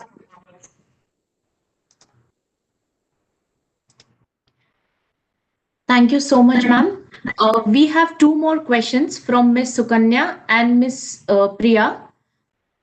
Ms. Preeti. So, Ms. Sukanya, you can unmute yourself and ask the question by introducing yourself and also mention who you're asking the question to. After that, Ms. Preeti can follow. Hello, am I audible? Hello, am I audible? Yes, Sukanya, go ahead. Good morning, everyone. My name is Sukanya Shaha. I'm from Xavier University, Bhubaneswar. Ma'am, my question is to Madam Zaveri, Madam. Ma'am, a lot of, as you mentioned, that you involve the common workmen into your projects. Ma'am, I would like to ask you about the hindrances you faced in convincing the clients about the initiatives, specifically for the new projects. See, we already had this Amer Haveli where the client intact Delhi, it took them a long time to do that after we found this Haveli that we could renovate. So our client and the Intech convener of Jaipur, Mr. John Singh and Faith, they decided that let us prove what we all believe in by putting in our money. They put in their money and we put in ours by giving pro bono consultancies and travel, etc. So we had that example to prove to people. And then they made their house because they got convinced when this was being renovated and they said, now we want you to do our house. So those two buildings really became, our calling cards. And we were also working with, we had done some planning policies of conservation for Udaipur city, again for Intac. We started that in 85, 86. And then following that, Mr. Shri Arvind Singh Ji Mewad, the erstwhile ruler, of Udaipur royal family, he invited us to do the conservation and renovation and refurbishing work of the palace complex. So with that, and he introduced us to Mr. Oberoi, saying that these are the people who make sense to him. And he was leasing his land to Oberoi's and he recommended us as their architects. So it just happened that we stuck to our convictions and we said that we will not do any other projects that will not follow these convictions. Because we definitely believed in what we said and we wanted to walk the talk. And seeing that sincerity and then showing them that it is costing much less to renovate or use local traditional craftsmen and materials, like also the mud house also was also done around that time. Again, it was done for a CEO, an owner of a very huge pharmaceutical company. And he also got convinced when we talked to him that yes, he wanted round huts because he found meditating in a circular hut or a building helped him a lot. So we got the craftsmen from Kutch and we did that. All the soil was dug out from the site and it was made on site and they appreciated it. They really liked it. And then you have to go all the way, convince them. You have to spend a lot of time with the craftspeople, with the people. But once people are convinced, it works. And you have to show them. You have to do all the costing, etc. and then prove it. Thank you. Does that answer your question? Yes, ma'am. Thank you for the insightful. Okay. Thank you, ma'am. Thank you. Okay, so we move to the next question from Miss Preeti. Hello, am I audible? Yes, yes. Good afternoon to all the panelists here. Thank you for the insightful session. I am Preeti Krishna, a student of Masters of Urban and Regional Planning, School of Human Settlements, Xavier University, Bhubaneswar. My question is for Kuldeep sir. Sir, I would like to know how governance can play an important role in achieving the motto of resilience, as you talk about having resilient habitats, about having resilient cities.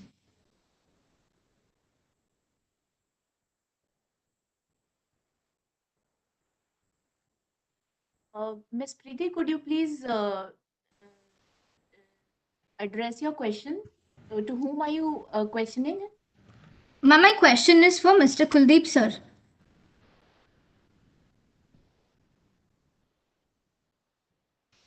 Hello? No, I would remind you that the panelists are only Mr. Benjamin, Mr. Frederick, and Madam Parul Zaveri.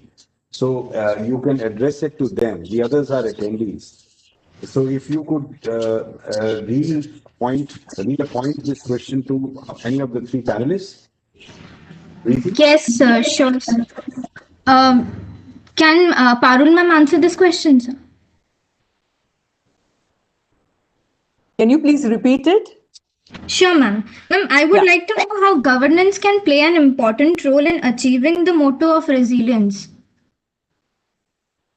It's through policies and through examples, and especially when government is building so much. You know, instead of building new buildings, if they go to the old city and start renovating and a lot of old houses in the city of Ahmedabad at least, and other towns, they are actually occupied by the where they become warehouses and shops, etc., because people are moving out from there. So by policy, making it a policy to renovate them, occupy them, make them, self-sufficient in the terms of even energy, and connect them well to the city, the roads, etc., and the other infrastructure. Such initiatives will only have snowballing effects, as we have seen in our work. And policies make a lot of difference, and examples set by government. They are building maximum in this country. And I also feel that sometimes we have to ask them to use low technologies. You don't need such high technologies. You only need high technology for limited buildings. So even that restriction has to come in. Why do we need so many industries which are guzzling energy? We have survived. Not only that, a lot of work that we have done in our buildings, it's all done by low tech, low energy industry. It's not even industry, it's more of household industries. They are handcrafted things where they use machines only where required. So when you start taking such initiatives, and instead of making cities the center and talking of urbanization, talk of ruralization and make them digitally more connected and give them good infrastructures. Let some of the industries go there. Let our best education systems go there. And if you just have a group of 10 to 12 villages, which are hardly 2, 3, 5 kilometers away from each other, that group, along with agriculture, you have to leave room for agriculture. Keep that alive, because the way we are expanding, we think we will be able to live on pills. Whereas you look at China, it's buying agricultural land all over the world. They are far-sighted, and we are using up all our agricultural land for industries and expansion of urban sectors. All our cities are expanding into agricultural, very excellent, like our Gandhinagar itself was built on a very fertile land. When you have other land which is fallow land, you need to use that. I know it is a question of infrastructure, but it is a question of infrastructure here also. So we need to change our mindset. Does that answer your question? Yes, ma'am. Thank you so much, ma'am. Thank you. Thank you so much. Now, in the interest of time, we will request all the participants to post their questions in the chat box, and we will answer them soon. Now, we would like to thank each and every eminent panelist member for such a thought-provoking session and for sharing their insights.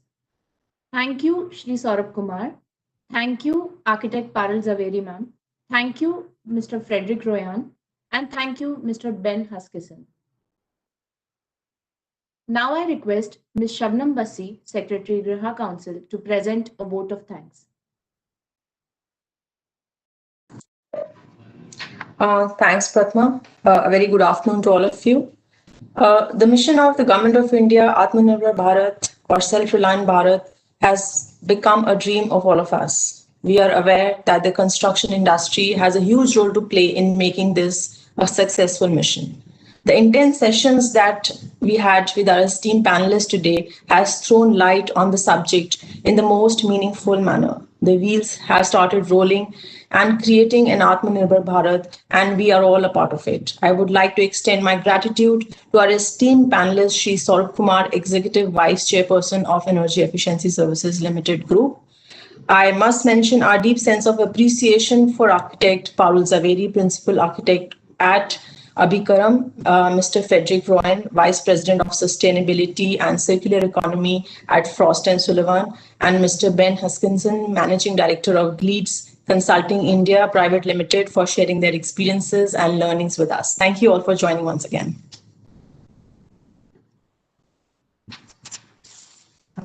Thank you so much, ma'am. Let us now have a look at GRIHA's journey for the year 2019 and 2020. For this, again, we have with us Ms. Shabnam Basi, Secretary GRIHA Council. I would request you, ma'am, to please take this further.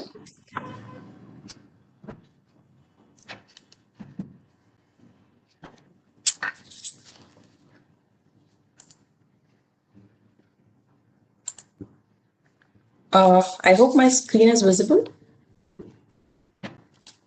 Not yet, ma'am. Yes? Not yet, ma'am. Okay.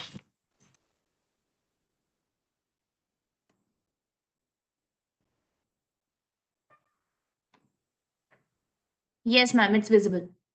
Okay. A very good afternoon to all of you. I'm here to present the updates of the GRIHA Council in the year 2019-20. This slide basically tells you where we are and the kind of work we have done so far. In the face of the ever-increasing environmental and climate concerns, GRIHA Council continues its unwavering commitment towards the promotion and implementation of sustainable habitat. In order to recognize energy efficient and sustainable practices across the construction industry, GRIHA strives constantly to increase its footprint.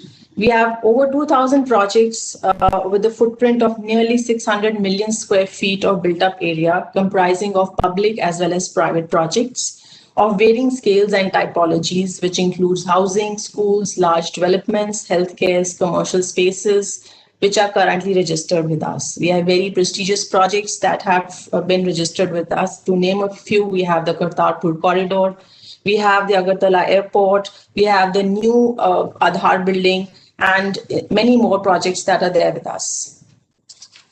Moving on next, the impact of GRIHA and what we have done so far, the numbers are there in front of you. Our resolve to constantly endeavor to make more greener and sustainable spaces for future generation is stronger than ever. We strive to make progress to reducing our carbon footprint of buildings. We are committed to increase our renewable share by 22% by 2032 and reduction in CO2 emissions by nearly 30 to 35% by the year 2030. These are a few publications and that were launched this morning. I would like to briefly tell you some details about all of them. We had launched the abridged version of 2019 in our last summit, and we had committed that we would start registering our projects and we would come up with the detailed manual by the year end, and we have fulfilled our promise. The main features of the manual, they cater to the large environmental goal to optimize resource utilization and address issues related to livability and workability of the building users. So we have put in more typologies, which includes healthcare facilities, hospitality, institutions, offices, residences, and transit terminals as well. For the first time, cold climate has also been included in the version 29 this time. We have fresh criteria like the green infrastructure, project commissioning, building materials for external site development, life cycle cost analysis, water quality, and self-sufficiency and positive social impacts are also part of it. Version 2019 manual is a series of 7 volumes which have been made this year. This manual has in-depth explanation of all the criterias, the sections, appraisals, and compliances, and it talks in details about the concepts and what we are expecting from each criteria, with the sample documentation from the project teams. The online panel, which is linked to the manual, is a central repository with a summary sheet linking the rating process with the individual criteria with its respective compliance requirements. The integrated documentation submission process is inbuilt. We have interlinked criteria to reduce repetitive entries like the built-up areas, occupancies, etc. You can have a scheduler for your orientation workshops and due diligence visits. So all these panels are the new features that have been added to the new version. With a very innovative GRIHA training course that we have started this year. This is a massive step that has been taken to shift the trainings of 2019 to the e-learning platform. Our own team of professionals is hosting this course and is sharing their experience while explaining the concepts in a much simpler way. The criteria explanations are there through interactive sessions and thought-provoking quizzes. The benefits of these e-learning modules are far many. To name a few, we are reaching out to a larger audience. It's cost effective, definitely, and the learner will have its own pace of learning, and they can devote time as much as they want on a training, and they can reuse and refer this manual as many times as they want. So these are a few benefits that are attached to this. Apart from that, we all are aware that GRIHA product catalog is a very integral part of our rating system, where we have compiled a list of all the sustainable products as part of our compilation. In order to maintain a robust repository, we have now we have an online platform in which the client gets an automatic trigger as to what the history is, what is the present form that the product is in, and how they can re-register and see where the product is. So these are all the features that have been built in to the online version of the product catalog. We thank all our partners we take this opportunity to acknowledge our esteemed clients and industry associates with whom we have built inclusive partnerships which have common principles, values, goals, and have always stood by us in all our previous summits, as well as in all the work that we have done. These are a few of the international recognitions that we have achieved. We have attended a number of international events across the world, and these are listed in front of you. Apart from the incentives that are there in other countries, we are also have incentives that have been launched by Punjab and Rajasthan, which is up to 5%, free of cost FAR that has been part of it. And Sunref program, the affordable housing, green housing program that they have launched, they have built in GRIHA incentives as part of their scheme. These are the few publications that you already are aware of. So you can get details of all the previous work that we have done, be it part of the GRIHA for cities or the newer versions of GRIHA. They all are available on a GRIHA website. The annual magazines, that is Shashwat, is also there available on our GRIHA website. And the newsletters and the case study cards, we have put it in a new format. So you are all encouraged to kindly look at our websites and have more insights into what we have done. These are glimpses of few of the trainings that we have done before the lockdown, and definitely they have been very successful. The Paryavaran Rakshak is a very, very innovative program of the GRIHA Council. It is a 2-hour program that we conduct usually on a Sunday for spreading awareness regarding the environmental concerns. It has activities related to waste segregation, small games like Tambola with sustainable words, drawing competition for children, energy consumption, calculation for households. And this is how we, interact with the end user through the RWAs and, tell them or teach them the basic concepts of sustainability. This program is basically aimed to increase resident awareness and instilling in them the good practices of better environment. GRIHA's vision, the response to COVID has been, we have done a lot of work during this time. Keeping in mind the lockdown days when the construction activities were at pause, GRIHA Council took initiative to help the projects in moving forward. The biggest step in this direction was conducting online site visits and workshops that were done for the projects. A very innovative GRIHA Virtual Fest was conducted in July, where it was an opportunity to disseminate information about the benefits, specifications of the technology solutions and products that are available in the market. So this was very well received by the product manufacturing companies. And as mentioned in the morning, the building fitness indicator tool was launched in the same time to gauge the preparedness of the organizations for fighting COVID-19, once they occupy the buildings after the lockdown. The tool was developed based on the guidelines of various national and international bodies. It comes in the form of very simple questions, which were very easy to understand. This was a self-assessment tool and broadly divided into 3 groups, that is workplaces, workforces, and awareness. So this was all about the tool, and you can explore more on our website. Last but not the least, we launched this morning the very successful PWD project of Maharashtra.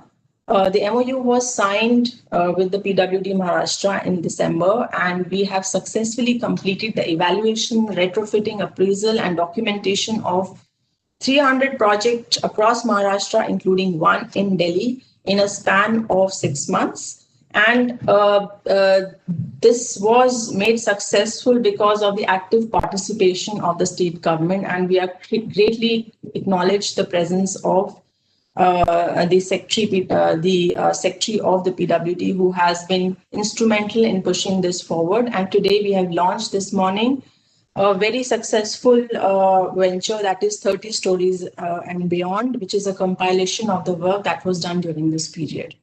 Last but not the least, I would like to say that these achievements would not have been possible without the passion and the wholehearted commitment of the multidisciplinary team that I have at GRIHA. With persistent effort and growing partnerships, I am certain that GRIHA will continue our endeavors to accelerate greening of the upcoming infrastructure while blending modern and innovative green technologies with deep-rooted traditional knowledge. I wholeheartedly thank you all once again for joining today's session. Thank you all.